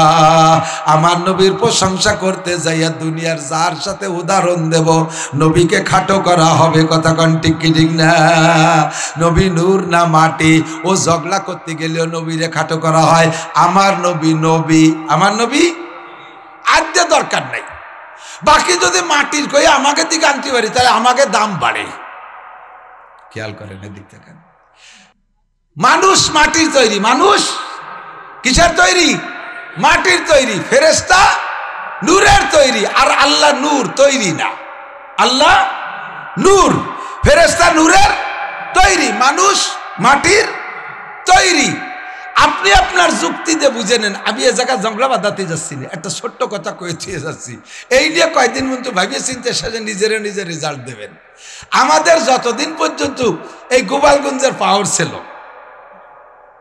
খেয়াল হচ্ছেন, অতদিন বাংলাদেশের যে কোনো জায়গা যাইয়া স্টেজে উঠতাম কেমন যেন আমি নিজেই প্রধানমন্ত্রী।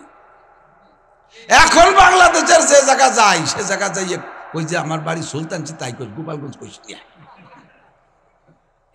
বগুড়া গেছি, যাইয়ে দেই আমার যে পোস্টার কাঁদতেছে স্টেজে, এখন পোস্টার দেয় না, নিচে গোপালগঞ্জ লেখা ছাপা হইয়া আইছে, ফুল উঠতে মুছে দিছে, তার তলে তো দেখা যাচ্ছে গোপালগঞ্জ মুছছে। তো যতদিন গোপালগঞ্জের এই বাহাদুরি ছিল অতদিন পর্যন্ত বাইরে যাইয়ে দাপট আর ঝাড়ি ধুমকি আর তর্জন গর্জন মারছি তো একটা কথার পর যে গোপালগঞ্জের প্রধানমন্ত্রী। এই না কথা, উদাহরণ বোঝেন, অন্য কোনো দিক নেবেন না। কেন? শেখ হাসিনার বাড়ি কোন জায়গা? জোরে বলেন কোথায়? গোপালগঞ্জ। একেবারে তাজা মিথ্যে কথা। আপনার মায়েরা বিয়ে দিয়েছেন নড়াইল, সালেহারে নড়াইল বিয়ে দিয়েছেন। আপনি যাওয়ার সময় কি করেন? সালেকে বাড়ি যাচ্ছে। সালের বাড়ি কোন জায়গা? আপনি তার জন্মদাতা বাপ, আপনার গ্রামের নাম বাদ দিয়ে সালেরে বিয়ে দিয়েছেন যে জায়গা, সেই জায়গার কথা কিন্তু সালেকে বাড়ি যাচ্ছি, ঠিক না?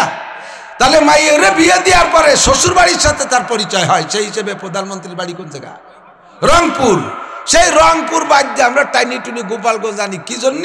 যদি গোপালগঞ্জে সাব্যস্ত করতে পারি তাহলে আমার কলার জারিতে জোর হয়, আমার দাপট বাড়ে। দুনিয়ার দিক দিয়ে এই জিনিসটা বোঝেন যে প্রধানমন্ত্রীরা গোপালগঞ্জে সাব্যস্ত করলে আপনার দাপট বাড়ে, আপনার তর্জর গর্জর বাড়ে। তাহলে নবী পাককে যদি নূরের তৈরি বলি তাহলে চলে যায় ফেরেশতাদের দাম বাড়ে, আমার দাম কমে যায়, আমার দাম থাকে না। নবীকে যদি মাটির মানুষ সাব্যস্ত করতে পারি তাহলে আমাদের মাটির মানুষের দাম বাড়ে। কতক্ষণ টিকিটিং না?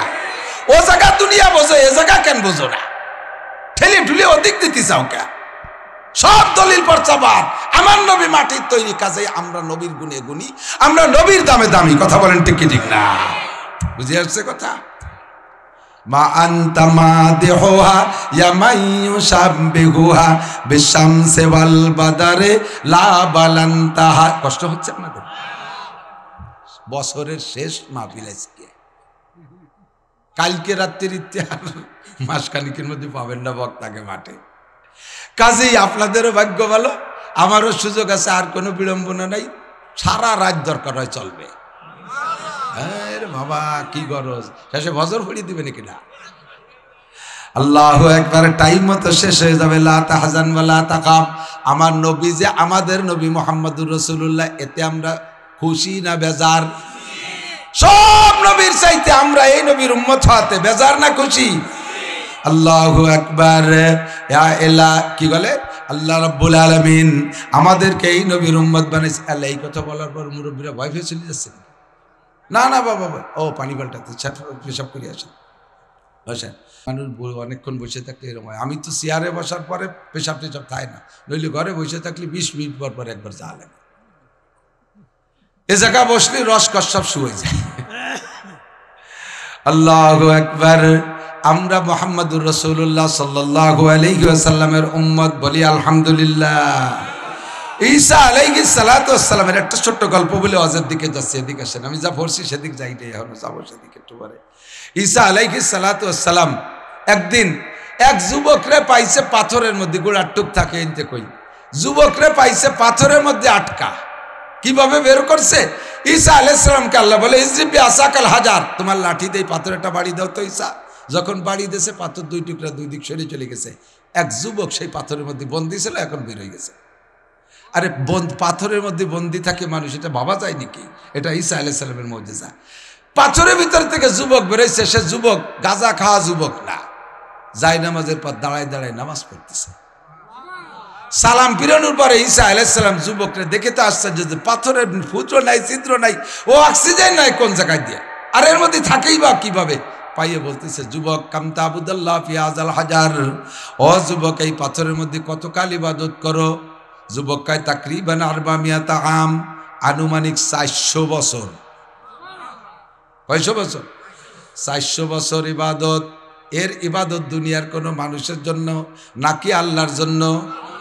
আমরা ইবাদত করি কিন্তু মানুষের জন্য, বোঝেন নাই? হ্যাঁ দেখ না, এখন এত তাড়াতাড়ি চোহে আঙ্গুল দিয়ে ধরাই দেব। নামাজ পড়ি মানুষের কাছে প্রশংসা পাওয়ার জন্য, রোজা রাখি মানুষের কাছে প্রশংসা পাওয়ার জন্য, যাকাত দেই মানুষের কাছে প্রশংসা পাওয়ার জন্য, মাদ্রাসায় দান করি মানুষের কাছে প্রশংসা পাওয়ার জন্য। 10,000 টাকা দেশে যদি মারহাবা না দেই, ঘরে যে হুজুরে কয় হুজুর আমার টাকা ফেরত দেন, আমার নামে মারহাবা করলো না, তাহলে টাকা দেশে কি নেকির জন্য না মারহাবার জন্য? হাজী সাহেব হজ করে আইছে, বহুত পোস্টার এবছরও কয়েক জায়গা পেয়েছে। পোস্টারের সভাপতির নাম, ডাইন পাশে একটা চেয়ার, সভাপতির চেয়ার, এই চেয়ারটা খালি পড়ে রয়েছে স্টেজে, কেউ বসে না। বললাম যে ওই চেয়ার সরাইতো নয়, চেয়ারে কেউ বসেন? কয় না চেয়ার সরানোও যাবে না, বসাও যাবে না। কে বসা যাবে না? কেউ দয়ার গুঁড়ো দিয়ে তুইছে নাকি? সরানো যাবে না কেন? নাট দিয়ে লাগানো নাকি?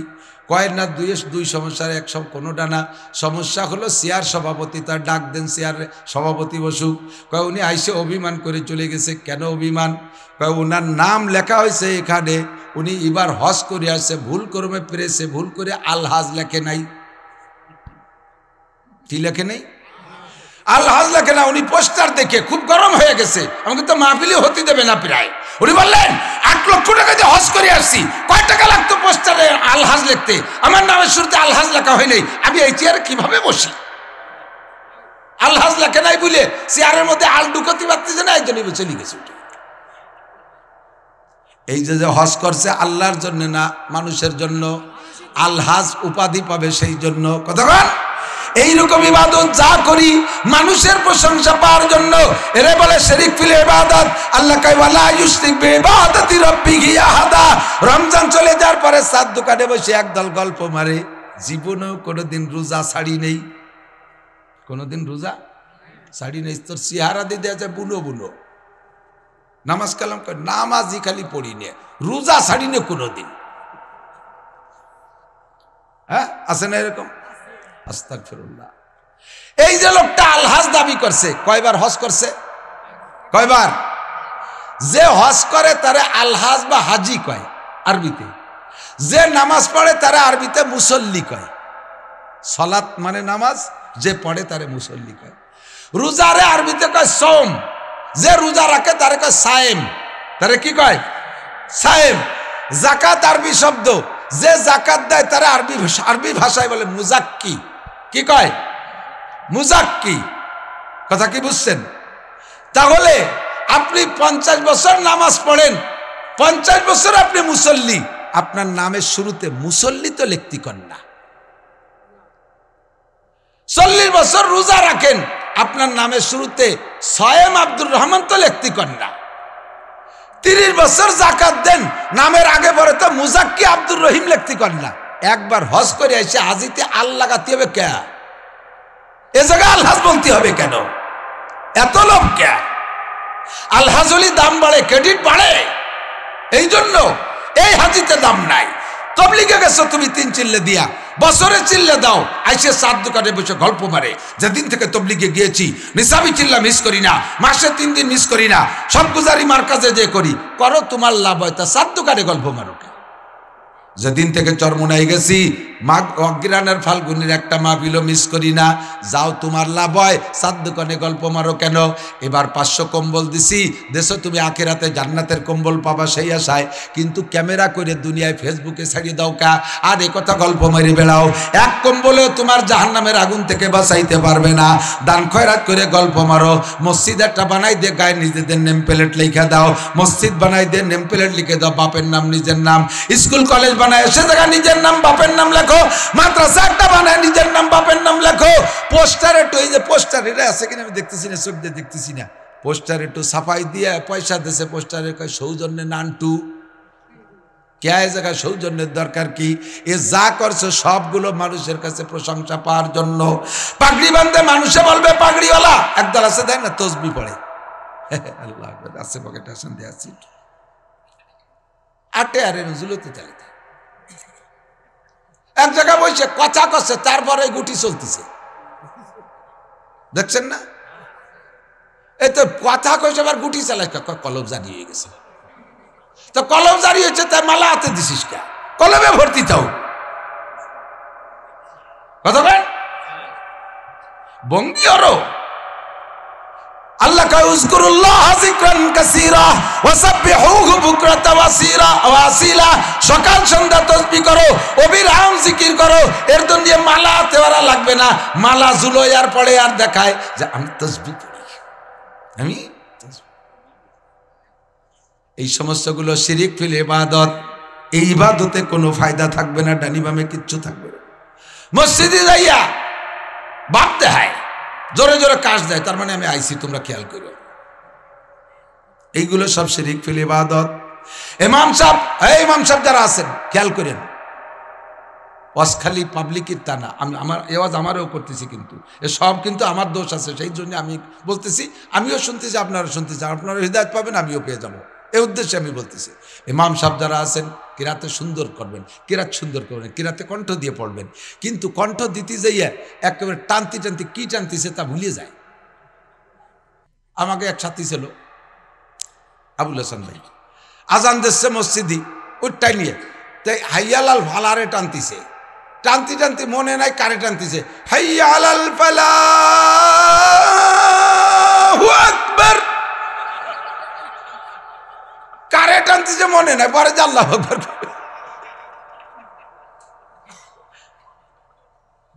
তুমি কিরাত টানবা, সুমা সুমা বুঝবা। খেয়াল করেন, আজে বাজে কথা করছি নি, সুমা সুমা বুঝছে। মুসল্লি পিছনে ভ্যারাইটি মুসল্লি থাকতে পারে। এক সাহাব আইসে বলতেছে, হুজুরের কাছে নালিশ করতেছে, হুজুর আমাকে মসজিদে ইমাম পাল্টাই দেন। কে হয়েছে? তো ভালো করে কারি তো। কয়ে হুজুর আমরা দিন বইরে খেত খাবারে কাজ করি, ঈশান নামাজ মসজিদে পড়ি, ওরে কিরা ধরে সে আর ঠ্যাঙে কুলোই না।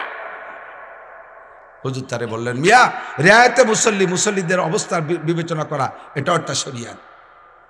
কৃষক মূর্খ কষ্ট করে পাবলিক, আইসে তারা সংক্ষেপে নামাজ পড়ে যে বিছানে পিঠ দেবে।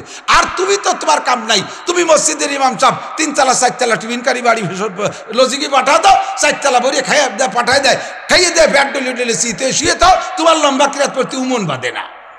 এই বেটাকে তো জানবারে জোরা তো পিএস খুঁজে আইছে একটু আগে। কতক্ষণ কিরাত পড়বেন? মেলা কিরাত। ইমাম সাহেবরা খেয়াল করেন, কিরাতে পড়বেন অনেক, শুদ্ধতা ঠিক থাকবে, শুদ্ধতা ঠিক থাকবে, আপনার কণ্ঠের মধ্যে মাধুর্যতা থাকবে, আবার খাটো খাটোর ভিতরে অনেকখানি পড়া হয়ে যাবে। যেমন আমি একটু প্র্যাকটিস করি, এদিক থেকে খেয়াল করেন সবাই।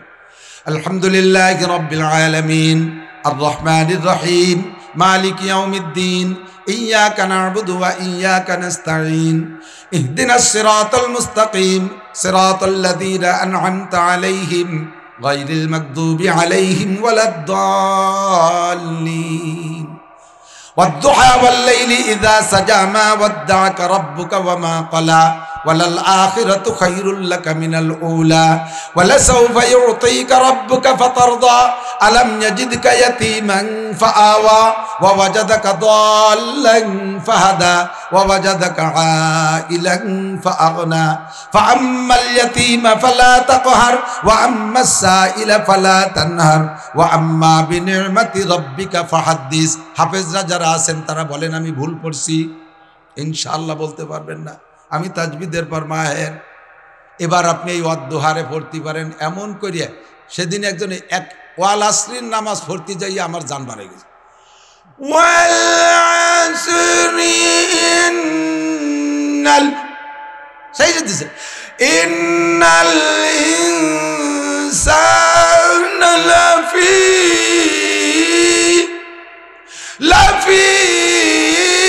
কুস, এর মধ্যে ওয়াল আসরিরে 5 বার ঘুরি ফেলান যায়। এত কুয়ারা হইয়া একাতে সাইডে জুড়ায় পটি তালি দিতি সে ওয়াল আসরি ভরছে না কি ভরছে তাই বোঝা যাচ্ছে। খেয়াল করেন, আলহামদুলিল্লাহি রাব্বিল আলামিন।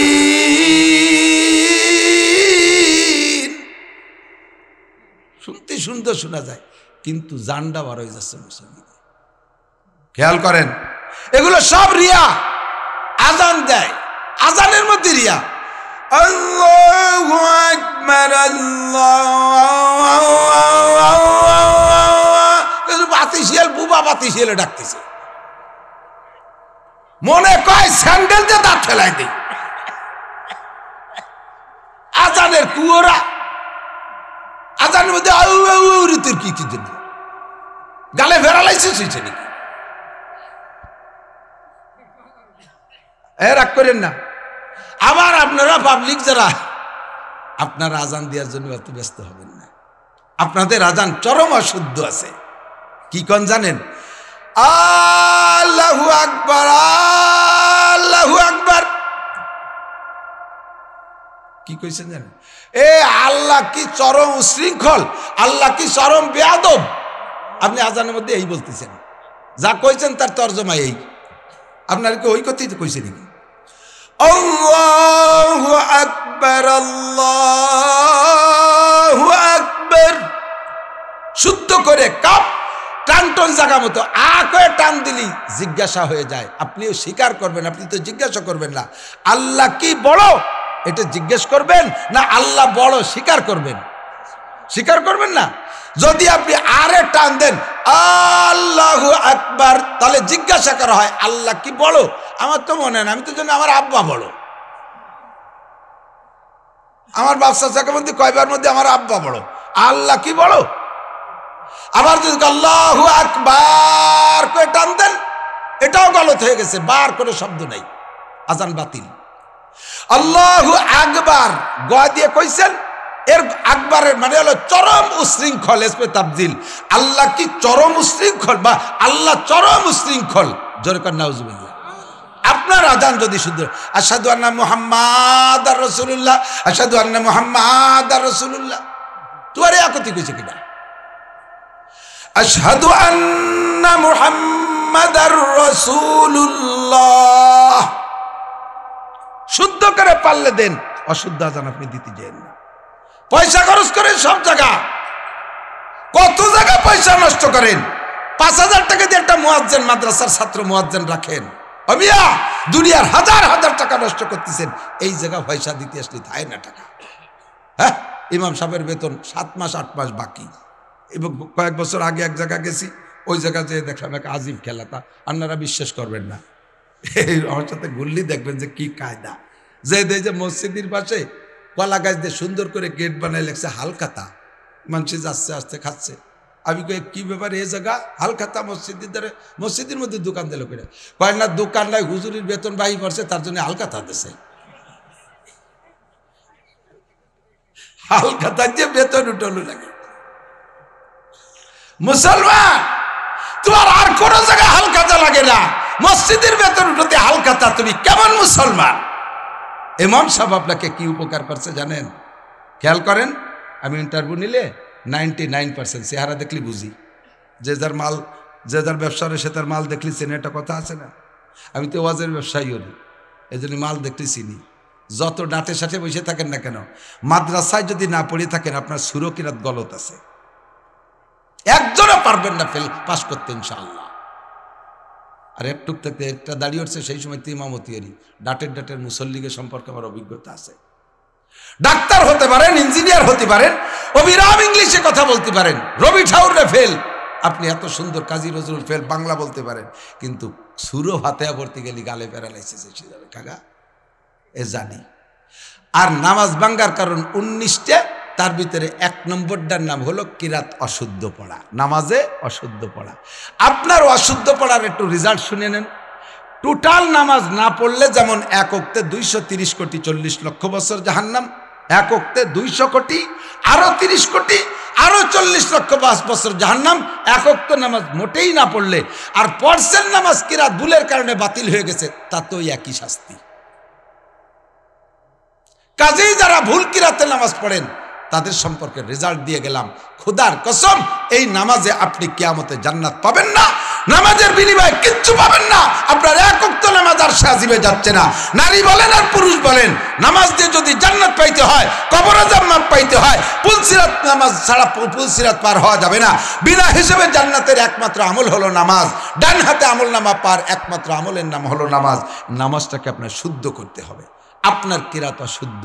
এখন আমরা হানাফি মাযহাবে একটা সহজ বুদ্ধি আবিষ্কার করেছি, একটা সহজ দলিল পাইছি, বুদ্ধি আবিষ্কার করি নাই, হাদিসে পাইছি। এই মান কানা ফি সালাতি ইমামুন ফাকিরাতুল ইমামি লাহু কিরাতুন, যার নামাজে ইমাম আছে ইমামের কিরাতি তার কিরাত, ইমামের কিরাতি তার কিরাত, ইমামের কিরাতে আপনার কিরাত, আপনার পড়া লাগতেছে না। তাহলে যেই কিরাত ভুলের কারণে আপনার নামাজ বাতিল হচ্ছিল, ওই কিরাতটা আপনার পড়া লাগলো না, তাহলে নামাজ বাতিলের হাত থেকে বেঁচে গেলেন। বাতিলের হাত থেকে বেঁচে যাওয়া মানে আপনাকে 230 কোটি 40 লক্ষ বছর জাহান্নাম থেকে বাঁচাই দিছে ইমাম সাহেব নামাজ পড়াইয়া। যেই ইমাম সাহেব এত বড় উপকার করলো, ওরে কয় টাকা বেতন দেওয়ার দরকার এবার হিসেব করেন। কয়টা পিএস দিতে যে পিএস উঠো দিয়েছে, দান উঠেছে হুজুরির জন্য, মুষ্টি চাল দাও, আবার বাড়ি বাড়ি খাবার দাও, ও হুজুর তো বুড়ি ছেড়িয়ে দিবে না, সেই চিন্তা হুজুরে কিছু দেবে না। বাংলাদেশের সবচাইতে বেশি বেতন পায় সরকারি বেতন, যে আমার দিক সবচাইতে সরকারি বেতন বেশি যে পায় বর্তমানে ডক্টর ইউনূস সাহেব, সরকারি একটা ভাতা পায়, সম্মানী পায়, এর ইনাই হলেন সবচাইতে বেশি পায়। ইনার চাইতেও প্রত্যেকটা মসজিদের ইমামের বেতন কমপক্ষে 1 টাকা বেশি হলেও হতে হবে, সম্মানী বেতন 1 টাকা বেশি হতে হবে, কিন্তু সেখানে বেতন দেই লামসাম। রমজানে বেটা তারাবির নামাজ পড়াবে, রমজানে তারাবির নামাজ আল্লাহ যদি ফরজ করে দিতেন, যার যার কোরআন শরীফ সেই মুখস্থ করিয়া তারাবির ভিতরে 1 খতম কোরআন শরীফ পড়ে শুনতেই হবে, নইলে কিন্তু দুলাই আছে। এই অর্ডার যদি দিত, কষ্ট হচ্ছে আপনাদের?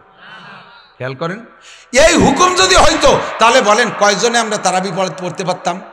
কয়জনে কোরআন শরীফ মুখস্থ করা সম্ভব ছিল? আদৌ সম্ভব ছিল না। আল্লাহ কামুল হাকিমিন রব্বুল আলামিন দয়াবান মেহেরবান আর রহমান আর রহিম আসান করেছেন। আল্লাহ পাক বলে ইউরিদুল্লাহ ইউরিদুল্লাহু বিকুমুল ইউসরা ওয়া লা ইউরিদু বিকুমুল উস। আমি আল্লাহ সব জায়গায় সহজ পথ অবলম্বন করেছি, তোমাদের জান্নাতে যাওয়ার জন্য আসান পথ অবলম্বন করেছি। তোমাদেরকে এই বস্তা ভরা নেকি, তারাবির নামাজের ভিতরে এক খতম কোরআন শরীফ পড়লে ৭,০০০ খতম খতমে কোরআন পড়ার নেকি পাওয়া যায়।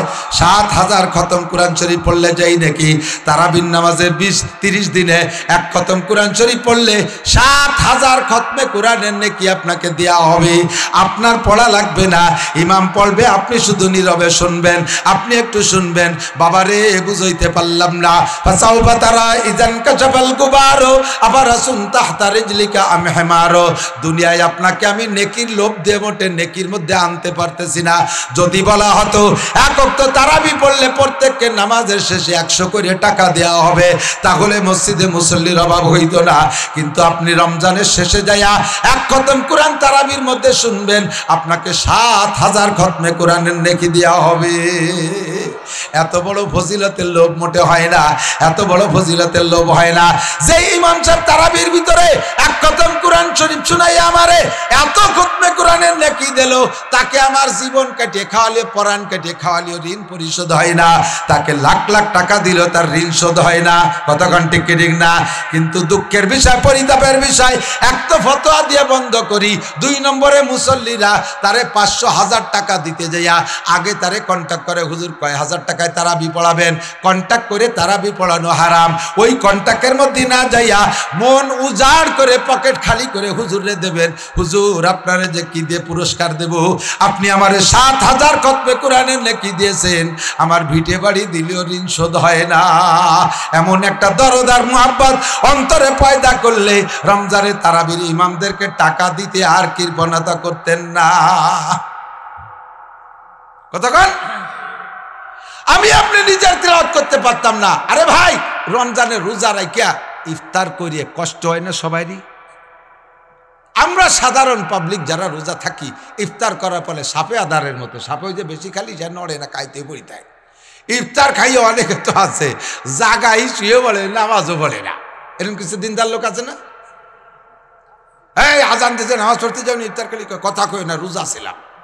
বুঝছে তো, কথাই কোয়া যাবে না, রোজা ছিল, বিশাল ইনকাম করি বেলাইছে। এই যে শুয়ে রয়েছে নামাজ পড়তে যারা, আবার তারাবি চুবাটায় চল তারাবি পড়েছে, কথা কই না, রোজা ছিলাম, আবার কালকে থাকতে হবে না, এই জন্য তারাবি পড়া যাবে না, কালকে রোজা থাকতে হবে, সেই কষ্টের জন্য আজকে তারাবি পড়া। আর ইমাম সাহেব খেয়াল করেন, তারাবির ইমাম সাহেব ইফতার পেট ভরে খায় না, বেশি খাইলে তারাবিতে কষ্ট হবে। সামান্য একটু খাইয়া, ১ গিলাস পানি খাইয়া মাগরিবের নামাজ পড়ে আপনারা চলে আসেন। আর আজকে তারাবিতে যেটুক পড়বে হয়তো সরাসরি দেখে সেইটুকু বারবার রিভাইজ দেয়, অথবা অনেক আছে ৬ রেকাত, ৮ রেকাত, ১০ রেকাত তারাবির নামাজের ভিতরে ওই ১ পারা আধা পারা আবার পড়তে থাকে। সে কষ্ট করে, সে বিছানায় পিঠ দেয় না, সে খাইতেও যায় না, পেটটা তৈ তৈ করে, রোজা থাইকা সারাদিন ঘেঘা করে পড়ছে, আবার মাগরিবের পরে তিলাওয়াত করে।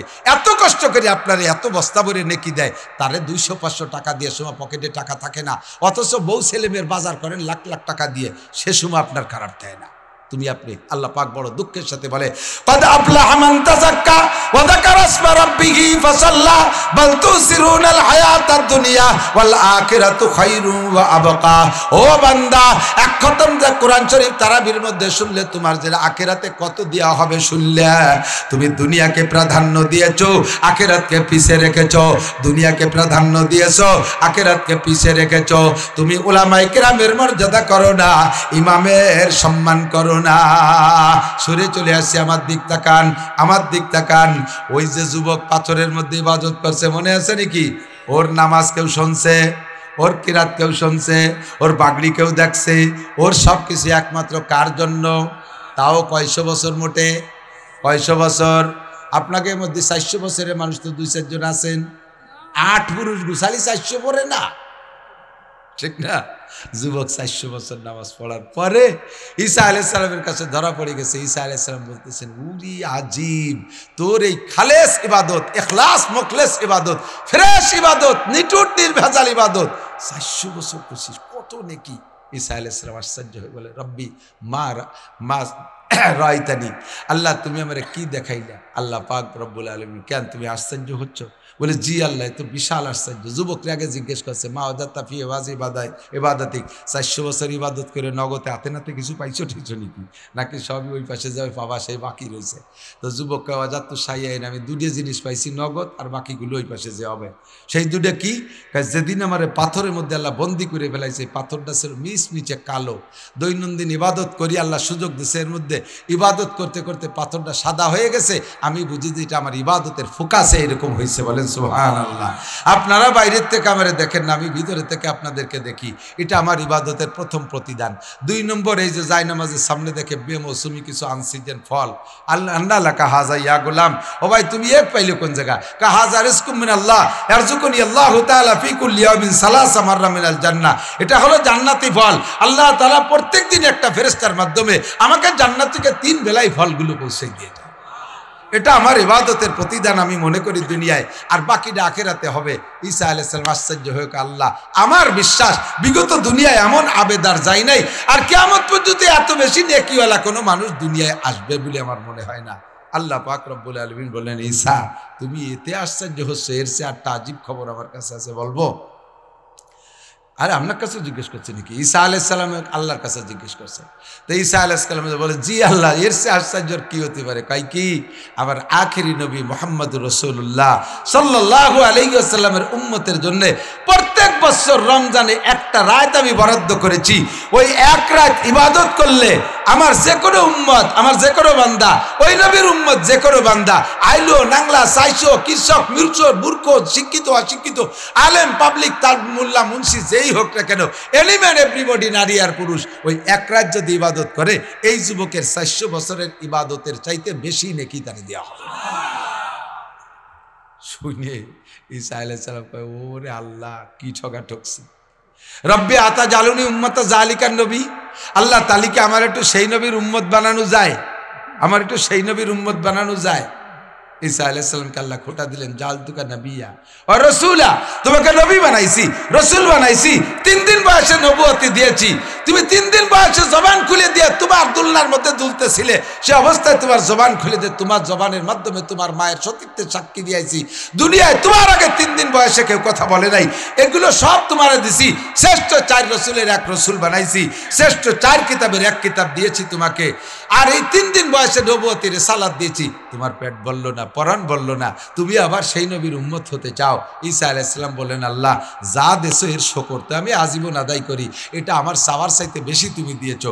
তবে আমার ইনজিল কিতাবের ভিতরে কোনো একটা আয়াতে লেখা নাই যে আমি একবার আল্লাহ বললে আমার উম্মত এবং আমি একবার আল্লাহ বললে 2 বার আল্লাহ বলার নেকি দিবা, 1 রাত ইবাদত করলে 2 রাত ইবাদতের নেকি দিবা, 1 ওয়াক্ত নামাজ পড়লে 2 ওয়াক্ত নামাজের নেকি দিবা, এরকম কোনো ঘোষণা নাই। যতটুক করবো অটুক দিবা, এই আমার ইনজিলের মধ্যে আছে। তুমি শ্রেষ্ঠ নবীর উম্মত সম্পর্কে শুনাইলা, তারা 1 রাত ইবাদত করে 400 বছর ইবাদতের চাইতে বেশি নেকি পাবে। এই নেকির লোভে একটু সেই নবীর উম্মত হতে চাই। আল্লাহ কয় ফাতাকাব্বালতু দুআ। আচ্ছা ঠিক আছে, সব নবীরাই দাবি করেছিল ওই নবীর উম্মত হবে, সব নবীরা বাধ্য দিছি, কে দেওয়া দোয়া কবুল করি নেই। তুমি জন্মসূত্রে আব্বা ছাড়া, তুমি এতিম, তোমার দোয়াটা কবুল করলাম, তোমাকে সেই নবীর উম্মত বানানো হবে। ঈসা আলাইহিস সালাতু ওয়াস সালাম আমার নবীর উম্মত হওয়ার জন্য অ্যাপ্লিকেশন করে, এতভাবে দরখাস্ত করে কবুল করে আনছে। ও যুবক, নারী আর পুরুষ, আবাল বৃদ্ধ বনিতা, আমরা এই নবীর উম্মত হতে কোনো দাবি দরখাস্ত করেছি? মানাবুদে মুআতাকাজা মানাবুদ, মানাবুদে মুআতাকাজা মানাবুদ, লুৎফে তু না গুপ্তায়ে মামি শানুদ, আদমি আদাদাইবা জব মুসলমান কর দাই, আয় খুদা কুরবা সওয়া মে হিসাবার হিসা কর দাই। ছিলাম না তুমি বানাইছো, মানুষ বানাইয়া পশু প্রাণী বানাইতে পারতা, অন্য কোনো মখলুক না বানাইয়া মানুষ বানাইছো, মানুষ বানাইয়া আবার কাফের মুশরিকের ঘরে পাঠাইতে পারতে, তা না পাঠাইয়া আল্লাহ মুসলমানের ঘরে জন্ম দিয়েছো, আল্লাহ মুসলমানের ঘরে পাঠাইয়া আবার তুমি অন্য নবীর উম্মত না বানাইয়া শেষ নবীর উম্মত বানাইছো। শেষ নবীর উম্মতের মধ্যে আবার অনেক বেদাতি আর মুশরিক আছে, সেদিকে না পাঠাইয়া আল্লাহ তুমি আহলে সুন্নাত আল জামাতের আকীদার দলভুক্ত যারা তাদের ঘরে পাঠিয়েছো। আহলে সুন্নাত আল জামাতের মধ্যে আবার শ্রেষ্ঠ 4টে দল, হানাফি, শাফি, হাম্বলি, মালিকি। এই 4 মাযহাবের মধ্যে শ্রেষ্ঠ মাযহাব হলো হানাফি হানাফি মাযহাব, আল্লাহ তুমি সেই মাযহাবের মধ্যে আমাদেরকে পাঠিয়েছো। আবার হানাফি মাযহাবের মধ্যে অনেক ভণ্ড বেদাতি আছে, তাদের দিকে না পাঠাইয়া শামসুল হক ফরিদপুরি রহমাতুল্লাহ আলাইহি, কাশিয়ারে হুজুর আব্দুল মান্নান কাশিয়ারে হুজুর, সুটপার হুজুর রহমাতুল্লাহ আলাইহি, আব্দুল হক চন্দ্র দিগেলের হুজুর রহমাতুল্লাহ আলাইহি, এই সকল বুজুর্গানের এলাকায় পাঠিয়েছো, যার কারণে হাজারো শিরক ও বিদআত থেকে আমরা মুক্ত থাকতে পারি। তোমার এই অসংখ্য নিয়ামতের শুকর আদায় করতে গিয়ে আমাকে যদি গলা কাটায় দেই, তবুও তোমার নিয়ামতের শুকর আদায় শেষ হবে না। কতক্ষণ ঠিক কি ঠিক না যুবক? ও যুবক, তুমি এদিক তাকাও। আল্লাহ পাক বলেন, ইয়া আইয়ুহান নাবিয়্যু, হে নবী, ইন্না আরসালনাকা শাহিদ, আপনাকে পাঠাইছি উম্মতের পক্ষে বিপক্ষে সত্য সাক্ষ্য দেওয়ার জন্য। হাসরের মাঠে আপনি যেভাবে সাক্ষ্য দিবেন, আমি উম্মতের উপরে সেভাবে বিচার করব। আর 2 নম্বর হলো মুবাশশির, উম্মতকে আপনি সুসংবাদ দেবেন। 3 নম্বরে উম্মতের ভিতরে পাঠিয়েছি নাজিরা, ভীতি প্রদর্শক হিসেবে। খেয়াল করেন, চলে এসেছি শেষ দিক। আল্লাহ নবীকে পাঠানোর উদ্দেশ্য বলতেছেন আয়াতের ভিতরে। 1 নম্বরে নবীকে নবী হিসেবে পাঠিয়েছেন। 2 নম্বরে সাক্ষ্যদাতা, আমাদের পক্ষে বিপক্ষে নবী সাক্ষী দিবেন। ও ভাই, নবী যদি পক্ষে সাক্ষী দেয়, তাহলে কি আমার জান্নাতে যাইতে চিন্তা করা লাগবে? হুজুর বলেন, আমার দিক। আমি ওই লোকটার সম্পর্কে সাক্ষ্য দেব, মাইয়াজবাল্লি মা বাইনা লাহিয়াইহি ওয়া মা বাইনা রিজলাইহি, যে ব্যক্তি যুবক আমার দিক নড়ো না, শোনা। ওয়াজের মাটালো গাই দোয়ানুর মতো, শুরু দিয়ে ফানাতে হয়, শেষে দোয়াতে হয়। বানানো হয়ে গেছে, দোয়ানোর সময় যদি বালতি ছড়াই নিয়ে যায়, দুধ বাড়ি যাবে নাকি? শুরু দিয়ে এতক্ষণ বানাইছি, এখন দোয়াবো, দোয়ানোর সময় যদি কয় চল চানাচুর খাইয়েছি, তাহলে বালতি সরি যাবে, দুধ বাড়ি যাবে না, জায়গা মতো চলিয়েছি এদিকে। এখন দোয়ানোর সময় আটা দেওয়া যাবে না, খুব খেয়াল করতে হবে। হুজুর বলেন, আমি তোমার জান্নাতের জামিন হয়ে যাব, তোমার পক্ষে সাক্ষী দিয়ে তোমার জান্নাতি করব। তোমার মাত্র 2টা কাজ করতে হবে। কয়টা? আল্লাহ কয় না, কয়টা? 2টে। যত কঠিন হোক, কাজ তো মোটে 2টি। হ্যাঁ, কথা কয় না কেন? যদি বাংলাদেশ সরকারের বর্তমান অন্তর্বর্তীকালীন সরকারের প্রধান ডক্টর ইউনূস সাহেব বলে, মিয়া তোমরা এই নির্বাচন নিয়ে লাফালাফি ফালাফালিয়াতিস, ওই ইডারে ওই প্রেসিডেন্টে সরাই দেবো, আগে আমি প্রেসিডেন্ট ঠিক করব। তো প্রেসিডেন্ট হওয়ার জন্যে ছোট্ট একটা শর্ত, সবচাইতে শীতের রাজ্যটা, যে রাত্রে সবচেয়ে বেশি শীত পড়ে আর কুয়াশা পড়ে, ওই রাত্রে বাগানের মধ্যে কচড়িয়ালা কুয়ো, এর মধ্যে গলা পানিতে নামিয়ে আধা মনোজনের একটা পাথর মাথায় এড়িয়ে সন্ধ্যাতে সকাল পর্যন্ত যে দাঁড়ায় থাকতে পারবা, 2 রাত। কয় রাত? তারে বিনা নির্বাচনে প্রেসিডেন্ট বানাই দেবো, সুপুরে বাদ দিয়ে দেবো। এই যদি কয়, তাহলে দেখবেন হাজার হাজার যুবক গায়ে তেল পানি মাহাইয়ে রেডি হয়ে যাবে। রাত তো মোটে 2টি, রাত তো 2টি, আবার সকালে তো উঠে যেতে পারতেছে, খরা ভালো হয়ে ফুয়াইয়ে আবার যাইয়ে নামবো। রাত তো মোটে 2টি, দরকারে করোনা মরোনা যদি হয়ে যায় ঠান্ডায়, বাংলাদেশের অর্ধেক বেশিয়ে চিকিৎসা হয়ে বাকি ঢুকে রাজত্ব চালাবো মরা পর্যন্ত। রাত তো মোটে 2টি। বহুত বুড়ো মানুষও ভাতর একখান মাথার সাথে বাধাই দিয়ে শুয়ে থাকবে, যদি মানিয়ে নেয় কোয়া যায় কি? রাত তো মোটে 2টি, কাজ তো মাত্র 2টা। নবী তোমার জান্নাতের জামিন হবে, নারী আর পুরুষ সকলের নবী পাক জান্নাতের জামিন হবে। আপনারা কি রাজি আছেন? কয়টা কাজ? মাইয়াজমাল্লি মা বাইনা লাহিয়াইহি, 2 মাড়ির মাঝখানে ছোট্ট একটা নরমাঙ্গ জিব্বা, এদের একটু কন্ট্রোল করতে হবে, এর একটু পাহারা দিয়ে চলতে হবে। ওর আবার স্বভাব খারাপ, জিরমুহু সগীর জুরমুহু কবির। ও বডিতে ছোট, আকামে আবার সবচেয়ে বড়। ওরে দেখতে নেলবেলিয়ে নরম হাড় নাই, ও কিন্তু বিশ্ব গরম। যারা আতুসিনানে লাহাল তিয়ামু ওয়ালা ইয়ালতামু মা যারা হাল্লিসানু, দাউদে কবদিলি কাইটে যায়, সেলাইতে মলম দিলি সাইরে যায়, ছুরিতে কবদিলি কাইটে যায়, সেলাইতে মলম দিলি সাইরে যায়, জিব্বেতে কবদিলি কাইটে যায়, দুনিয়ার সব ডাক্তার বাইটে খালিও সারে না। মরার সময় কয়ে যায়, তোর কথা আমার কিয়ামতের দিনে মনে পড়বে, তুই এবার সামনে আসবি রে, তোরে দেখলি আমার সেই কথা মনে পড়ে।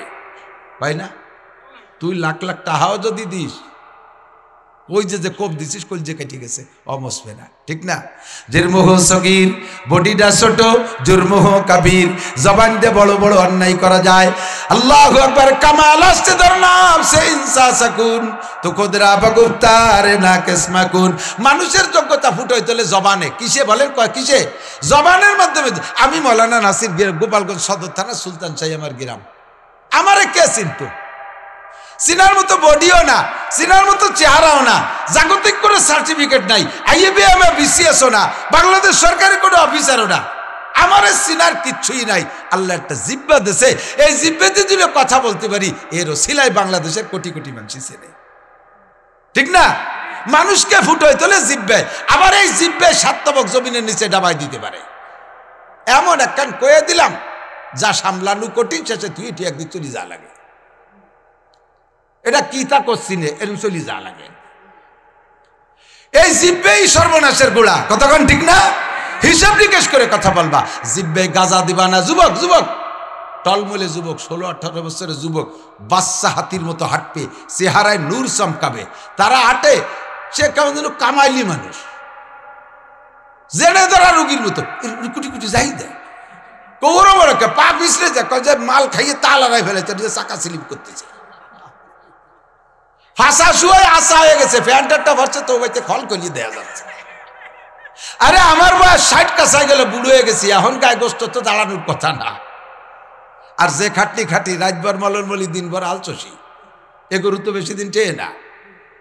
আমি শুকনো হলাম, কাবু হলাম, যাই হলাম, তুই 16-18 বছর বয়সে তোর এরকম দেখা যায় ক্যা? তোর ভাষা শূন্য ক্যা? তোর চুল আরাম বান্দরের মতো ক্যা? তোর গালে গোস্ত নাই ক্যা? কি খাইছিস? মাল খাইছিস? জিব্বেরে কন্ট্রোল করতে পারিস নাই, হাসায় সালা বান্ধে যায়, বাড়ির ঠেলায় দৌড়ি যাবে, কবরেতে শুরু হবে বাড়ি। দুই মানির মাঝখানে ছোট্ট অঙ্গরে হেফাজত করো। হে যুবক, কত ভাষা গালাগালি করিস না, জিব্বেটা আল্লাহ টানি ছিঁড়ে ফেলাই দিতে পারে। ভাষা খারাপ করো, অনেকে কাজাকাজি করো, এই জিব্বের মালিক আল্লাহ। আল্লাহ তোমার জিব্বেটা গালাগালি করতে দেয় নাই। আল্লাহকে আলাম না যে আল্লাহু আইনাইন ওয়ালিসানা ওয়া শাফাতাইন। তোর দুটো চোখকে আমি দেই নাই না, তোর আব্বাই দেছে। তোর জিব্বাকে আমি দেই নাই, তোর আব্বাই দেছে। আরে চোখরে তোর ইচ্ছা মতো ব্যবহার করো, জিব্বেরে তোর মন মতো ব্যবহার করো। তোর চোখও আমি কানা করে দিতে পারি। মরার 10 বছর আগে চোখের পাওয়ার লেস, তুই ভাতও খুঁজে পাবি না, পায়খানা করে খাওয়া শুরু করবি, যেখানে সেখানে হাঁটা দিবি, খালকুয়োর মধ্যে পড়ে যাবি। তোর চোখের পাওয়ার আমি শেষ করে দেব। চোখরে কেন অন্যায় কাজে ব্যবহার করেছিস, জিব্বারে পাওয়ারলেস করে দেব, জিব্বার সব যোগ্যতা শেষ করে দেব। কি খাইতেছিস টের পাবি না, জাল খাইস না, মিষ্টি খাইস টের পাবি না। মরার 10 বছর আগে প্যারালাইসিস করে দেব। খালি জিব্বে বেরোয় নালাবি আর কানবি, কারণ এই জিব্বেতে অনেক গীবত শিকায়ত করেছিস, অনেক গালাগালি কাজাকাজি করেছিস, মানুষকে কটু বাক্য বলেছিস, অসদাচরণ করেছিস। এই জিব্বেতে বহুত হারাম খাইছিস, সুদ খাইছিস, ঘুষ খাইছিস, চুরি করা টাকা খাইছিস, ডাকাতি করা টাকা খাইছিস, পরের গাছের আম পাড়ে খাইছিস, মুরগির খোপ ধরে এনে চুরি হয়ে যে মুরগি জবাই দিয়ে খাইছিস, ফেরত দে মুরগি।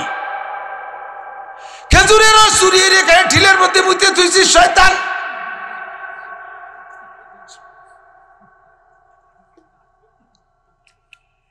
আছে নাই দল?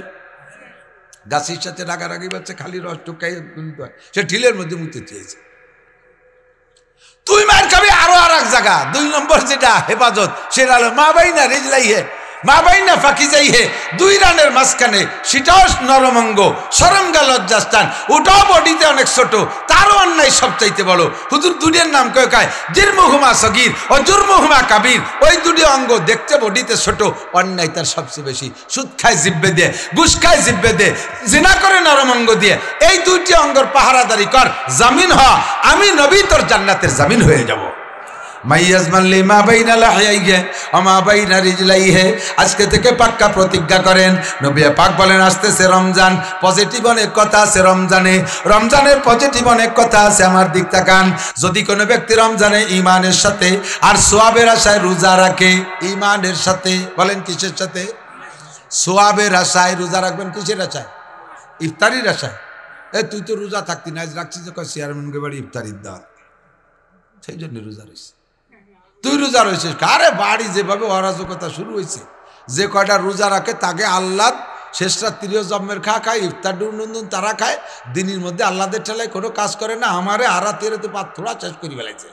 সন্ধ্যের সময় ইফতারি নিয়ে বলছে, সেই সময় আমারে কয়েল আনতে পাঠায়। আমি কয়েল নিয়ে আসার আগে আজান দিয়েছে, সব আসের মতো গিলে খেয়ে সাফ করছে, আমার জন্য তো 2 মুঠ সুলা আহত হয়ে যাই। নিয়ম আমি এই জন্য রোজা খাই। উনি রোজা খাইছে ইফতারির লোভে, সেহরি কার লোভে, কাজের ভয়ে। কথাকার আছে না নাই? তুমি ইমানের সাথে সওয়াবের আশায় রোজা নাই, তুমি আছো ইফতারের লোভে আর কাজের ভয়ে। কতক্ষণ রোজা রাখবো কিসের সাথে? ইমানের সাথে। কার হুকুম? কার হুকুম? আল্লাহর হুকুম। আমি এর বিনিময়ে কিছু পাই না পাই, আমার আল্লাহর হুকুম পালন করব, ঠিক তো? 2 নম্বরের সওয়াবের আশায় সমস্ত রোজাদারদেরকে আল্লাহ তাআলা জান্নাতের পার্কের মধ্যে বসাইয়া নিজ হাতে 500 বছর গালে উঠে ইফতার খাওয়াবে। এই আশায় আমি রোজা রাখছি, ঠিক না? হুজুর কয় 2 আশায় রোজা রাখলে গুফিরা লাহু মা তাকাদ্দামা মিন যামবি, আগের সব গুনাহ মাফ, একটাও থাকবে না। গত রোজাতে 11 মাসে যা করছো, ঈদের দিন সকালবেলা তুমি বেগুনা মাসুম নবজাতক বাচ্চার মতো পবিত্র হয়ে বাড়ি আসবা। নারীদের রোজার মাসে বেশি ইনকাম, বেশি ইনকাম। ফ্যামিলিতে যে কয়জন রোজা থাকবে, ওই কয়জনের সব খানাদানা মহিলা অ্যারেঞ্জ করে না? যে কয়জন রোজা থাকবে, ওই কয়জনের রোজা সমপরিমাণ নাকি মহিলার আমলনামায় জমা হবে। মুশকিল হলো মহিলারা ইনকাম ঠিক করে, কিন্তু খরচ করে ফেলায়। 3 টাকা কামাই করে 1400 খরচ করে ফেলে। রোজা মাসে এই বস্তা ভরে নেকি করে, আবার ঈদ বাজার করতে কাইসেনি গোপালগঞ্জ ওই জায়গা যাইয়ে বিটাকের সাথে ঠেলা ঠেলি হতে সব ওই ভতে ধুয়ে যাইতে চলিয়েছে। খালি করে কি করে না? কতক্ষণ একেবারে বাস্তব। 1500 বছর আগে বিশ্বনবী এত পরের এই বাস্তব কিভাবে জানলেন? আল্লাহ পাক জানায় দেশে, তাই নবী সব বলে গেছেন। হুজুর বলেন, কাম্মিন সামিন লাইসা মিন সিয়ামিল্লাহ দমা, হাজার হাজার রোজাদার আছে, তাদের রোজায় ভূতের উপোস, পিপাসার কষ্ট, খাওয়ার কষ্ট ছাড়া, ক্ষুধার কষ্ট ছাড়া একটা নেকিও হবে না, একটা গুনাহও তাদের আমলনামা থেকে মাফ হবে না। রোজা রাখা হয়ে যাবে ব্ল্যাঙ্ক। তারা কারা? ইয়াসুমুন ওয়ালা ইউসাল্লুন, না রোজা ঠিক রাখে কিন্তু আবার নামাজ পড়ে না। রোজা রাখে, নামাজ পড়ে। আছে না? এরকম আছে না? ইয়াসুমুন ওয়ালা ইয়াস্তানিবুনাল হালাল আনিল হারাম, হালাল হারাম বাছাই করে খায় না। সুদিয়ে টাকা, ঘুষিয়ে টাকা। ছেলেটা চাকরি করে 30,000 টাকা বেতনে, বাপটা জানে সেই বাপরে 60,000 টাকার ইফতারি কিনে দিয়ে গেছে পয়লা রোজায়। এক বাপ একটু জিজ্ঞেস করলেন, বাপ তোর তো বেতন 30,000, এই টাকাটা পাইস কোন জায়গা? এই টাকাটা পাই তোর কি আলাদা অ্যাকাউন্টে আল্লাহ ঢুকোই দেয়নি কেউ? বলে এই টাকা পাইস কোন জায়গা? জিজ্ঞেস করলে কি কবে? বলার কি আছে? কাপ ভাই রাস্তায় দাঁড়ায় থাকি, ট্রাকের সাথে একটু মুসাফা টুসাফা করি। রাস্তায় ট্রাকের সাথে মুসাফা করে না? পিসাবরা মুরিদদের সাথে মুসাফা, ওটা ট্রাকের সাথে মুসাফা। ওইতে কিছু আসে, তাই দিয়ে ইফতার কিনে দিচ্ছে। তোমার ওই ইফতারিতে কোনো রোজা হবে না। অফিসার রমজান মাসে, এই রমজানা মুসলমান অফিসার মসজিদের মাল, মাদ্রাসার মাল, এই সমস্ত মালের এই ডেলিভারি খাতায় সই করতে যাইয়া, হ্যাঁ, সে জায়গায় যে তার 1/2 টন দিতে হবে, 500 টাকা, 1000 টাকা, 5000, 10,000 টাকা, সেই টাকায় দিয়ে উনি সেহরি খাবে আর ইফতার খাবে। আর তাই দিয়ে উনি রোজা থাইয়ে বেচতে পাবে। আই সেই দেশ বেচতে দূরে খেটুনি দিয়ে বড় ছয় বেলায় জান্নাতের এই চুলোয় জাল দিতে খুশানি কয় নাকি? আমাকে দিয়ে খেটুনি কয়। খেটুনি না তো জাহান্নামরা আলগা করার জন্য খেটুনি আছে। খেটুনির বাড়িতে কপাল ফাটিয়ে ফেলে, ফাটা হেলাই দেবে। সুদ খাইয়া, ঘুষ খাইয়া। এই রমজান মাসে বিকেলবেলা হাঁটতেছে, আমের সময় দেখতাম রোজাদার মানুষ রাস্তায় টাম পড়ছে পাকাম, ওইটা ধরে নিয়ে শুলে ইফতার করতেছে। কার কাছে রাম দিয়ে ইফতার করবে? জিব্বে এটুক রস সামলাতে পারলে না। পরের গাছের একটা বড়ই, তাই দিন ভরে রোজার দিন তো ইফতারের আগে যা চোখে বাঁধে তাই কিন্তু পরানে চাই। মনে করে যে এটা খাবো ওটা খাবো, যা পায় দূরে বড়ই দেখিয়ে জিব্বে রসে দূরে পকেটে থুয়ে দিয়েছে। ইফতারিতে প্রথম সেই বড়ই দূরে দিয়েছে, সবাই ইফতার করবে। কার বড়ই দিয়ে ইফতার করলে? এই জিব্বেটারে সামলাতে পারো না? এত লোককে সুসর চাইতে খারাপ। কতক্ষণ যদি জানা থাকে সমাজে যারা সুদখোর, অধিক সমাজে যারা সুদে কারবার করে, তারা যেদিন ইফতারি দেয় সেদিন ইফতার করতে যাবেন না মসজিদে। সুদখোরগুলোকে পানিশমেন্ট দিতে হবে। সুদ খাইয়ে তোর সুদিয়ে টাকা দিয়ে ইফতারি করাইয়া রোজাদারের কাছ থেকে নেকি দিবি, অত সস্তা না। আর তোর ইফতারি আমরা কেউ খাবো না। কথা কন না কেন? খাবেন খাবেন? খাবো তো না, ওরা আবার বিরিয়ানি দেয় যে, সেই গিরানে তো টিকতে পারিনি, তো আর এক জ্বালা। তোমার না হয় ওদিন তুলে যেতে দুদু গুইয়ে মাসি কি জ্বালা, চতুর্দিক দিয়ে ঘিরে ধরছে। কথা টাকা তান আমাশু দাগ দাগ পুম্বা কুজা কুজানে হাম, তান আমাশু দাগ দাগ পুম্বা কুজা কুজানে হাম, এক দিলে মানসাদারেজু দিলবা কুজা কুজানে হাম। মহিলা বিকেল বেলা তরকারি রান্না করতেছে, তরকারিতে হলুদ বেশি হয়ে গেলে তার সৌসিজা দিতে কি দি, নামাজে ওয়াজিব তর করলি সৌসিজা দিয়ে সারতে হয় না, তরকারিতে হলুদ বেশি হয়ে গেলে সংযোজন করতে সৌসিজা কি শাকের পাতা দিতে হয়। শাকের গাছ নিজেকে নাই, ফাঁসের বাড়িতে একজনের রাঙ্গের পর কদুস গাছ ওইতে ভাতা দুলিয়ে এনে দিয়ে দিছে, তাই দিয়ে সেহরি ইফতারি। আর তুমি সেই রোজা দিয়ে আবার বেসতে কামাই করবা, খাইলিয়ে ডাকি। এরকম আছে না নাই? এই পারিবারিক টুকিটাকি তো সবাই নজরে পড়ে না, তো আমি জানি। ঢাকা শহরে চাকরি আল্লাহ জীবন বইয়া গিরাবেই থাকছি শুধু এই সময় কুচো কাঁচা দরবার হাসিল করার জন্য। সব জানি এই কুচো দরবার সমাজে খুব চলে, আছে না নাই? মুরগি ঘরেও নাই, বাড়িও নাই, কেনেও নাই। রাতের বেলা ভাত খাওয়ার সময় রোজা থেকে তারা আমি পড়েছে, ভাত খাওয়ার সময় দেখছে মুরগির গোশ। বুড়ো জিজ্ঞেস করছে মুরগির গোশ ফেলি কোন জায়গা? কথা কই না, খাওয়ার দরকার খাও। কথা কই না, খাওয়ার দরকার খাও। কি খাচ্ছে তার শুনিয়ে খাবো না। কয় যে ক্ষতি গেলে শুনিয়ে ফেলবে না, কি হয়েছে? কয় যে আমাকে মুরগি আছে, আমার রান্নার সময় আমার তরকারির মধ্যে মুখ দেশে খেটুনি দিয়ে বাড়ি দিছি, ঘুরিয়ে পড়িয়ে গেছে। হারাম না, এমনি বিসমিল্লাহ আকবার কই জবাই দিছে, হারাম না। জবাই দিয়ে সেই মুরগি খাইয়ে রাত্রি তারাবি রব্বানা আতিনা ফিদ দুনিয়া হাসানা ওয়া ফিল আখিরাতি হাসানা, আল্লাহ আখিরাত দুনিয়া আখিরাতে সব হাসানা আমারে দাও। আল্লাহ তোমার আশা হাতে দিয়ে বাড়ি ঘটাবে শয়তান। পরের সুরা মুরগি ভাত যে ভাত খাইয়ে রোজার দিন আবার হাসানা। সুদে টাকা, ঘুষে টাকা, হারাম টাকা, চুরা টাকা। যে সমস্ত ছেলেপেলেরা গাজার এবার ডিলারি আছে, ডিলার আছে না এদিক এদিকও গাজার ডিলার আছে। আমি তো বলছি সব খালি আমার গঞ্জে উঠছে, সারা বাংলাদেশে সারপোকা ছড়াই গেছে। গাজার ডিলারি, এবার ডিলারি করে যে ইনকাম করো, ওই ইনকাম খাইয়ে যে সন্তান জন্ম দিবি, ও সন্তান খোদার কসম জীবনে ভালো হওয়ার সম্ভাবনা নাই। বাপ যেমন হয় সন্তান সেরকম হওয়ার সম্ভাবনা বেশি থাকে। কতক্ষণ ঠিক না? অনেকদিন আগে বলতাম একটা বাস্তব। আমার ছোট ছিলেন, বড় হয়ে গেছে, সবাই ছিলাম হয়ে গেছে মঈনুদ্দিন। ও তখন একটু, আমি বাড়ির ভিতরে, আমার একের বাড়ি তো আলাদা পেশাবখানা, সেখানে টেপ আছে, বদনা আছে। তা আমি ওই জায়গায় পেশাব করতে বসলে বদনা আছে, আগে পানি নেই। আজকে পানি নিতে ভুলে গেছি। আমার মইনির বয়স 2.5 বছর টছর হবে, হাঁটতে পারে, কথা বালের কতি পারে না, ল্যাংটায় ঘুরে বেড়ায়। ওই বদনা টিবলের গোড়ায় ছিল, ওইতে বদনায় পানি আছে, ওই দৌড়িয়ে পেটের সাথে বাদায় টানতি টানতি আমার পিছনে নিয়ে তুইছে। আমি পিছনের দিক, আমি মনে হচ্ছে শব্দ পেয়ে মনে করছি ওর মা বুঝি রেখে গেল। পিছনের দিক তাকায় দেখি আমার ওই মইন রেখে গেছে। আমি ওই বসা অবস্থায় চোখ দিয়ে পানি আইছে। মা বাবার শিক্ষা সন্তান এভাবে পায়। ও দেখে অন্যদিন আমার আব্বু বদনা নিয়ে যায়, আজকে নিল না, বদনা এই যে, তাহলে আমার আব্বুর আগায় দিতে হবে। ও আমারও বদনা আগায় দিয়েছে বিষয়। আর এক স্বাস্থ্য ভাই কয়েকদিন পর করছে, বাড়ি ছোট ছেলেটা যে কি হবে, ও মরবে না বাঁচবে, কি যে বুদ্ধি আল্লাহ তারে দিছে, কি তার দায়িত্ব জ্ঞান, ও মনে হয় বাঁচবে না। কি হয়েছে? কয় সেদিন আমি ডাঙ্গায় চলে গেছি, বিড়ি নীতি মনে নাই, বালিশি তলে তো সেই বিড়ি দৌড়িতে দৌড়িতে আগুই দিয়েছে। ও যে বড় হলি কি হবে?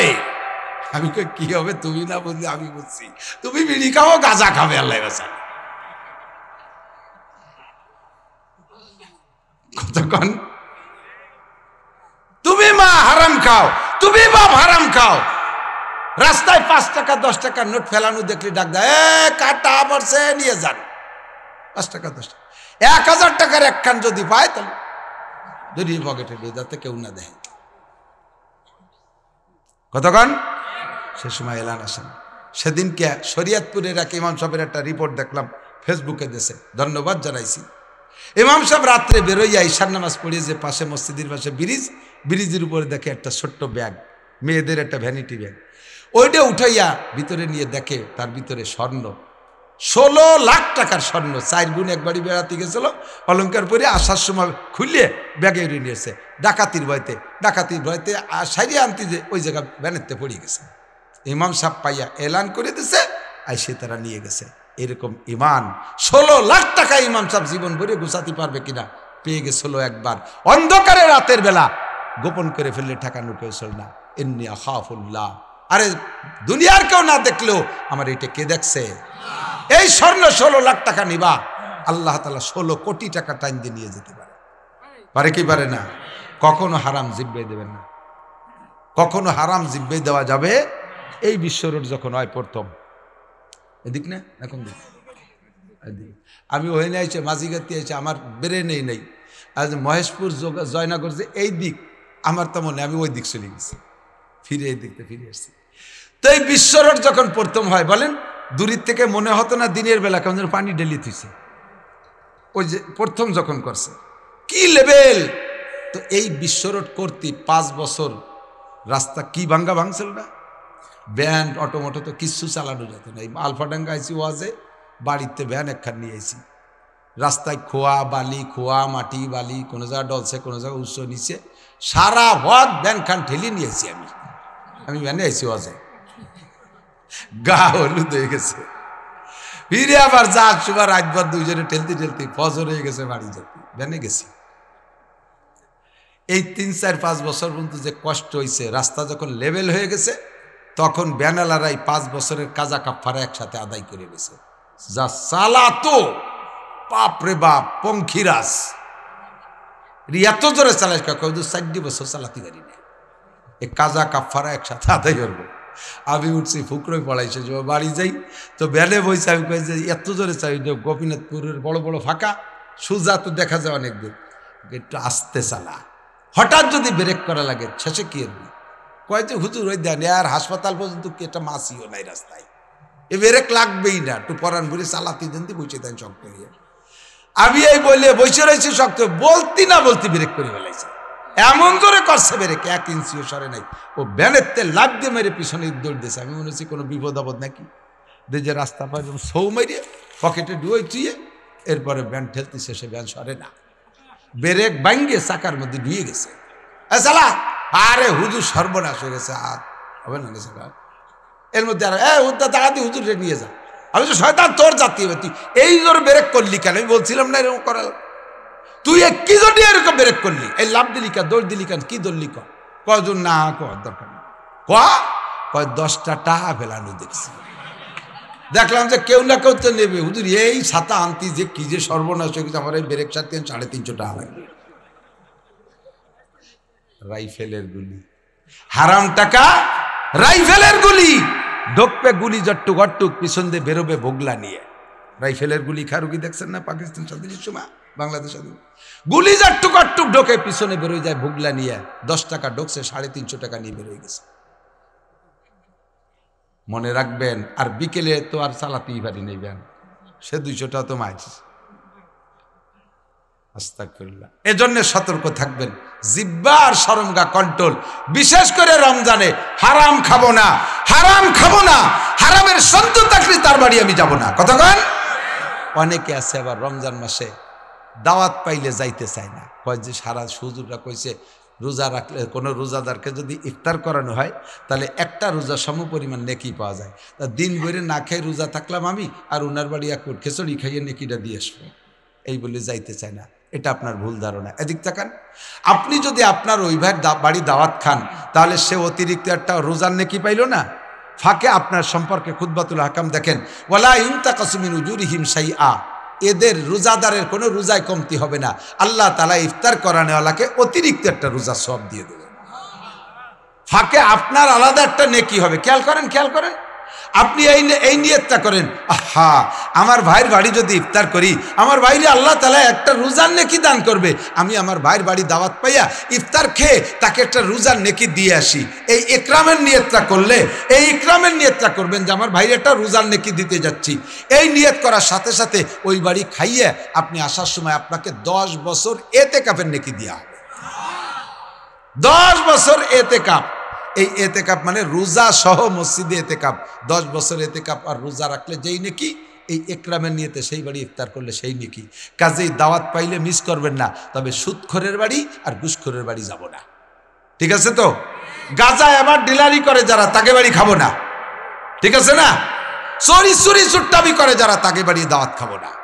মা বোনরা ইসল্লি ইয়াসুমনা ওয়ালা ইয়াস্তাতিরনা, রমজানে রোজা রাখে কিন্তু পর্দা করে না, বেপর্দা, আর আমাদের দেশে পাকা রাস্তা হওয়ার পরে যত বিলির ফসল সব উঠোন বানাইছে রাস্তারে, হ্যাঁ খলিয়ান বানাইছে রাস্তারে। আগে মলন বলতো গরু দিয়ে, মনে হচ্ছে নি মুরব্বী? তারপরে দেখলাম যে ওই যে পাওয়ার টিলার গুঁড়োই গুঁড়োই মলে, তারপরে আসলো নসিমন গুঁড়োই মলে, এখন বানাইছিল হুকো মেশিন। হুকো মেশিন দিয়ে করলেও তো ভাগ দেওয়া লাগে, এখন সহজ হয়ে গেছে।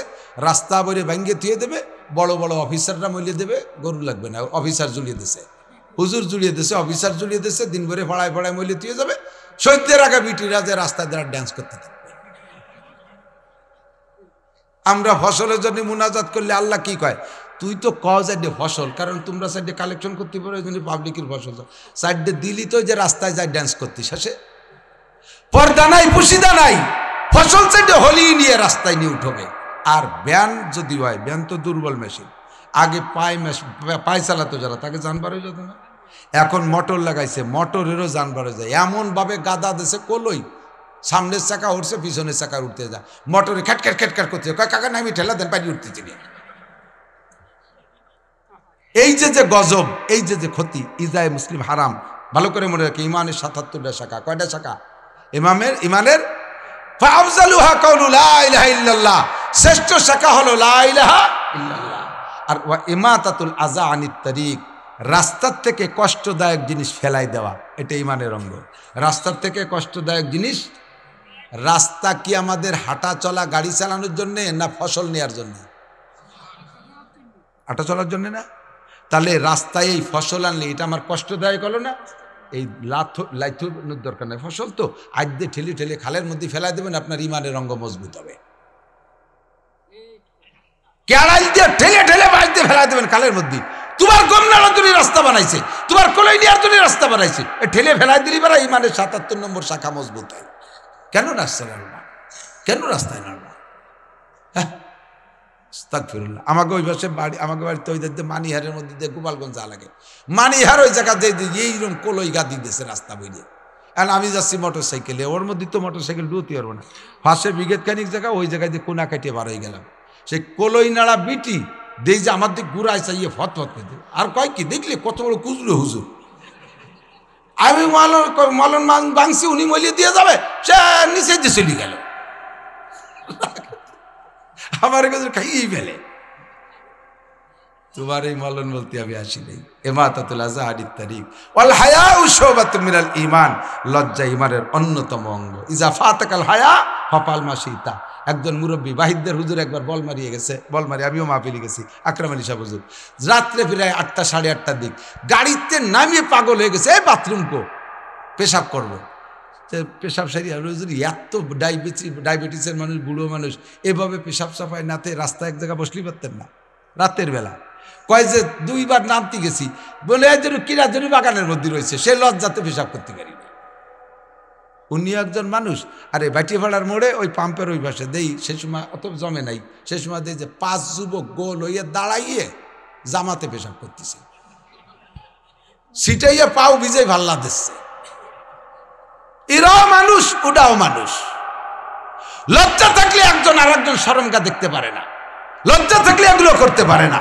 ইজা ফাতাকাল হায়া ফাফাল মাশিতা, যখন লজ্জা চলে যায় তখন যা খুশি করা যায়। আল হায়াউ শুবাতুম মিনাল ঈমান, লজ্জা ঈমানের অঙ্গ।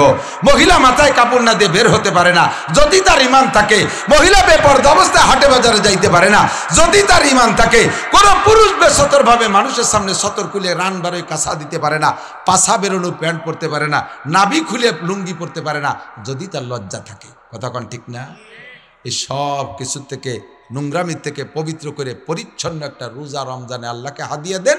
আল্লাহ পাক দায়িত্ব নিয়েছেন, আপনাকে জান্নাতের ভিতরে নিজ হাতে খানা খাওয়াবে, আপনার জীবনের সমস্ত গুনাহ আল্লাহ মাফ করে দেবে। আল্লাহ নসিব করে, জোরে বলেন আমিন। আর মাত্র একটা দিন আছে, আগামীকাল রাত্রে তারাবির নামাজ। 20 রাকাত না 8 রাকাত? কয় রাকাত? 8 রাকাতের কেউ আছেন নাকি? 20 রাকাতের আমরা সবাই, ঠিক না? যদি 8 রাকাত নবী পাক তারাবি নেয় যে এই সবাই 8 রাকাত করে দিয়ে যাও, আমার পড়া আছে 20 রাকাত, কয় রাকাত? আর নবী বললেন যে 8 রাকাত করে তারাবি জমা দাও, তাহলে আমার কাছে আরো অতিরিক্ত 12 রাকাত থেকে গেল না? এতে অনেক কাজ আছে, সময় নাই, পারতেছি না কইতে। আর যদি তারাবি 20 রাকাত করে, নবী বলেন যে 20 রাকাত করে তারাবি জমা দাও, পড়ছো 8 রাকাত করে, 12 রাকাত পাবা কোথায়? 12 রাকাত কোথায় পাবা? একদল আমাদের এই 20 রাকাতেরও পক্ষে তারাবির নামাজ যখন 8 রাকাত হয়ে যায় পিছন দিয়ে গুড়গুড় করে বেরোয় চলে যায়। কপাল পোড়া, সামনে রমজান পাবি না, সামনে রমজান পাবি না। নবী পাকের কাছে 20 রাকাত তারাবি হিসাব দেওয়া লাগবে। তুই রেফারেন্স দি সৌদি আরব, আয় আমার সাথে, আমি রমজানে উমরায় যাব। মক্কার কাবার মসজিদে 20 রাকাত, মসজিদে নববীতে 20 রাকাত। আর লোকাল মসজিদে কয় রাকাত পড়লো তা আমার দেখার দরকার নাই। যেই 2 মসজিদের থেকে শরিয়াত দুনিয়ায় ছড়াইছে সেই 2 মসজিদে 20 রাকাত আছে। তুই 8 রাকাতওয়ালা মসজিদে যাইস কেন? বউরে 3 তালাক দিয়ে, পাক্কা 3 তালাক, 1 তালাক 2 তালাক 3 তালাক বউরে দিয়ে এরপরে শাশুড়িরে দেয়, এরপরে শ্বশুর বাড়ি গ্রাম ধরে দেয়, আছে না? এরপরে আইসে শোনে হুজুরকে কাছে, যে হুজুররা কয় যে 3 তালাকি হয়ে গেছে, সে হুজুরকে কাছে ফতোয়া না নিয়ে আহলে হাদিস হুজুরকে কাছে যায়। তারা আবার কয় যে 3 তালাকি 1 তালাক। সব মাসলা আমাদের মাযহাবের আমল করে, তালাক 3টে দিয়ে যে সে সময় আহলে হাদিসের কাছে চলে যায়। সুবিধেবাদী, সুবিধেবাদী। সব মাসলা আমাদের আমল করো, তারাবির সময় 8 রাকাত আহলে হাদিস হয়ে যাও। সব মাসলা হানাফি মাযহাবের আমল করো, আর বউ তালাকের সময় তুমি আহলে হাদিস হয়ে যাও। আবার তো মিনুনা বিবাজিল কিতাব ওয়া তাকফুরুনা বিবাজ। তুমি কি সুবিধাবাদী মুসলমান? তোমার জন্য ইসলাম না। বেরো, তুমি ইসলামের গণ্ডি থেকে বেরো যাও। উদখুলু ফিস সিলমি কাফা। মুসলমান হলে পাক্কা মুসলমান হও। শেষ মাহফিল, বছরের শেষ সিজনের শেষ, একেবারে শেষ মাহফিলের শেষ মাহফিল আজকে বললাম। আল্লাহ যদি হায়াতে বাঁচায় রেখে আমিও দোয়া করি, আপনারাও দোয়া করেন, আমরা যেন আগামী বছরের মাহফিলও আবার এভাবে অংশগ্রহণ করতে পারি। বলেন আমিন। আল্লাহ সবাইকে সুস্থতার সাথে, ইজ্জতের সাথে, প্রশস্ত হালাল রিজিকের সাথে লম্বা হায়াতে তয়বা দান করুক। সবাই বলি আমিন। ভাষাগত ত্রুটি বিচ্যুতি মার্জনীয়, যা বলেছি শুনেছি, আল্লাহ আমল করার তৌফিক দান করুক। আপনাদের মাদ্রাসা থেকে 2টা ছেলেকে পাগড়ি দিয়েছে। কালেকশন কি হয়েছে না হয়েছে জানি না, আমিও কালেকশন করি না, কালেকশন করতেও পারি না। সামনে রমজান মাস, আজকের টাকা রমজান মাসের কালকের থেকে খরচ শুরু হবে মাদ্রাসায়। 1 টাকায় 7,000 টাকা দানে, 7,000 টাকা দানের সওয়াব পাবেন, 700 টাকা দানের সওয়াব পাবেন। 1 টাকায় 700 টাকা, 100 টাকায় 7,000 টাকা, এরকম করে মোটা নাকি পাবেন। মেহরবানি করে যদি নগদে একটা কালেকশন এরকম আপনারা দিয়ে যান, যে কমপক্ষে আজকে প্যান্ডেল আর মাইকটার টাকা আমরা এখানে যারা আছি সকলে দিয়ে যাব। অবশ্যই আপনারা বাড়ি বাড়ি দেশের মাহফিল উপলক্ষে কালেকশন করছে, ফিল্ডের একটা তাকাজা থাকে। তাআওয়ানু আলাল বিররি ওয়াত তাকওয়া ওয়ালা তাআওয়ানু আলাল ইসমি ওয়াল উদওয়ান। গানের জন্য চাই নাই, জারি যাত্রা করসা গানের জন্য চাই নাই, সার্কাসের জন্য চাই নাই, পূজার জন্য চাই নাই, নোংরামির কোনো খারাপ কাজের জন্য চাই নাই। আল্লাহর কুরআনের পাকি মেহমানদের খেদমতের জন্য চেয়েছি, একটা ধর্মীয় প্রোগ্রামের জন্য চেয়েছি। একটু কি যাবে আপনাদের কাছে? কথা কন না, যাবে? যাবে, যাবে, একটু যাবে, যাবে, একটু যাবে। পকেটে যা আছে একটু দিয়ে দেবেন। যা ভলেন্টিয়াররা, স্থানীয়রা যারা আছে একটু নেমে পড়েন, একটু নেমে পড়েন। যান যান যান, বিসমিল্লাহ। কি জানেওয়ালা নাই? কেউ যাবেন? আমি যাবো। হুজুর মাইক ধরেন, আমি একটু কালেকশন করি। যান যান, এই সামনে দিয়ে যাইতে হয়, পিছন দিয়ে আসলে টের পায় না। এদিক দিয়ে গেলে মানুষের টের পায় যে টাকা নিতে আসতেছে, আর ওই ব্যস্তে আসলে মনে হয় যে আসবে না কেউ। যাও যাও, স্থানীয় ভলেন্টিয়াররা যাও, বিসমিল্লাহ করে দেন। 100 টাকার একটা নোট দিয়ে দেন, 500 টাকার একটা নোট দিয়ে দেন, 200 টাকার একটা নোট দিয়ে দেন। আল্লাহ পাকের বিনিময়ে দুনিয়ায় 10 গুণ তো দেবেনই, আখেরাতে দেবেন অনেক বেশি। প্রত্যেকটা আমল শুরুতে বলছি মেরাজের ঘটনার ভিতরে আল্লাহ পাক আপনাকে 10 গুণ দান করবে, 10 গুণ দান করবে প্রত্যেকটা আমল। বিসমিল্লাহ করে দেন। মা বোনরা, পর্দার যারা আছেন তারাও কিছু কিছু পাঠায় দেন কালেকশন করে। পাল্লা দেন, পুরুষরা বেশি দেয় না, মহিলারা বেশি দেয়। ছোট্ট করে দোয়া হবে, বেশি লম্বা দোয়া আমি স্টেজে করি না। মুক্তাসার দোয়াটা দুরূদ শরীফ পড়ি। আল্লাহুম্মা সাল্লি আলা মুহাম্মাদিন ওয়া আলা আলি সাইয়্যিদিনা মুহাম্মাদিন ওয়া বারিক ওয়া সাল্লিম। আল্লাহুম্মা সাল্লি আলা মুহাম্মাদিন ওয়া আলা আলি সাইয়্যিদিনা মুহাম্মাদিন ওয়া বারিক ওয়া সাল্লিম। আল্লাহুম্মা সাল্লি আলা মুহাম্মাদিন ওয়া আলা আলি সাইয়্যিদিনা মুহাম্মাদিন ওয়া বারিক ওয়া সাল্লিম। ফানা মাআল আবরার। রব্বানা হাব লানা মিন আজওয়াজিনা ওয়া যুররিয়াতিনা কুররাতা আয়ুন ওয়াজআলনা লিল মুত্তাকিনা ইমামা। আল্লাহুম্মা বারিক লানা ফি রজব ওয়া শাবান ওয়া বাল্লিগনা রমাদান। মেহেরবান আল্লাহ, জীবনের সব গুনাহ মাফ করে দেন। অনেক গুনার আলোচনা এখানে করেছি, সব গুনাহ থেকে আমাদেরকে ফিরে থাকার তৌফিক দান করেন। অনেকবার তওবা করেছি, আবার নফস ও শয়তানের কাছে হেরে যাই, তওবা ভঙ্গ হয়ে যায়। আজকে তুমি শেষবারের মতো ক্ষমা করে দাও, অবশ্যই আমাদের মাফ করে দাও। শাবান মাসের শেষ রজনীতে আমাদেরকে আল্লাহ মাফ করে দাও। আসন্ন রমজানের হক আদায় করে রমজানের শেষ পর্যন্ত আমাদের সকল ইবাদত সহিভাবে করার তৌফিক দান করো। হারাম থেকে বেঁচে থাকার তৌফিক দান করো। হালাল রুজির প্রশস্ত ব্যবস্থা করে দাও। আয় আল্লাহ, যারা অসুস্থ রোগী সবাইকে সুস্থ রোগ মুক্ত করে দাও। যারা অভাবগ্রস্ত হালাল রুজির মাধ্যমে তাদের অভাব দূর করে দাও। বেকার যুবকদের হালাল কর্মসংস্থানের জোগাড় করে দাও। মেহনতি কৃষকের মৌসুমি ফসল সুজলা সুফলা করে দাও। বরকতপূর্ণ ফলন দিয়ে ঘরে তোলার তৌফিক দান করো। বরকতপূর্ণ ফলন নিয়ে ঘরে তোলার তৌফিক দান করো। আয় আল্লাহ, এই ফসল খেয়ে তোমার ইবাদত সহিভাবে আদায় করার তৌফিক দান করো। মা বোন যারা পর্দার আড়ালে আছে আল্লাহ, তাদের নেক আশা নেক তামান্না পূরণ করে দাও। রমজানের হক আদায় করে তাদেরকে রোজা নামাজ আদায় করার তৌফিক দান করো। রমজানে খাস পর্দা করার তৌফিক দান করো। সারা জীবন পর্দা করার তৌফিক দান করো। শরিয়াতের সব বিধিবিধান মেনে চলার তৌফিক দান করো। এই মাদ্রাসাখানে আল্লাহ তা কিয়ামত কবুল করে নাও। তোমার বান্দারা এই মাদ্রাসায় যে যেভাবে সাহায্য করে সকলের সাহায্য কবুল করে নাও। দানের ওসিলায় আনসার ও বদরি সাহাবাদের সাথে এই দানকারীদেরকে জান্নাতি করে দিও। দুনিয়ার সব মাকাসদে হাসানাগুলো পূরণ করে দিও। আমাদের সবাইকে সুস্থতার সাথে ইজ্জতের সাথে প্রশস্ত হালাল রিজিকের সাথে লম্বা হায়াতে তৈবা দান করো। আয় আল্লাহ, আমাদের দোয়া তোমার হাবিবের তুফাইলে কবুল করে নাও। জীবদ্দশায় সকলকে কমপক্ষে একটা বার হলেও হজ ও উমরা করার তৌফিক দান করো। আমাদের সকলকে মরণের সময় জবানে কলেমা তৈবা জারি করে দিও। সাল্লাল্লাহু তাআলা আলা খায়রি খালকিহি মুহাম্মাদিন ওয়া আলিহি ওয়া আসহাবিহি আজমাইন বিরহমাতিকা ইয়া আরহামার রাহিমিন।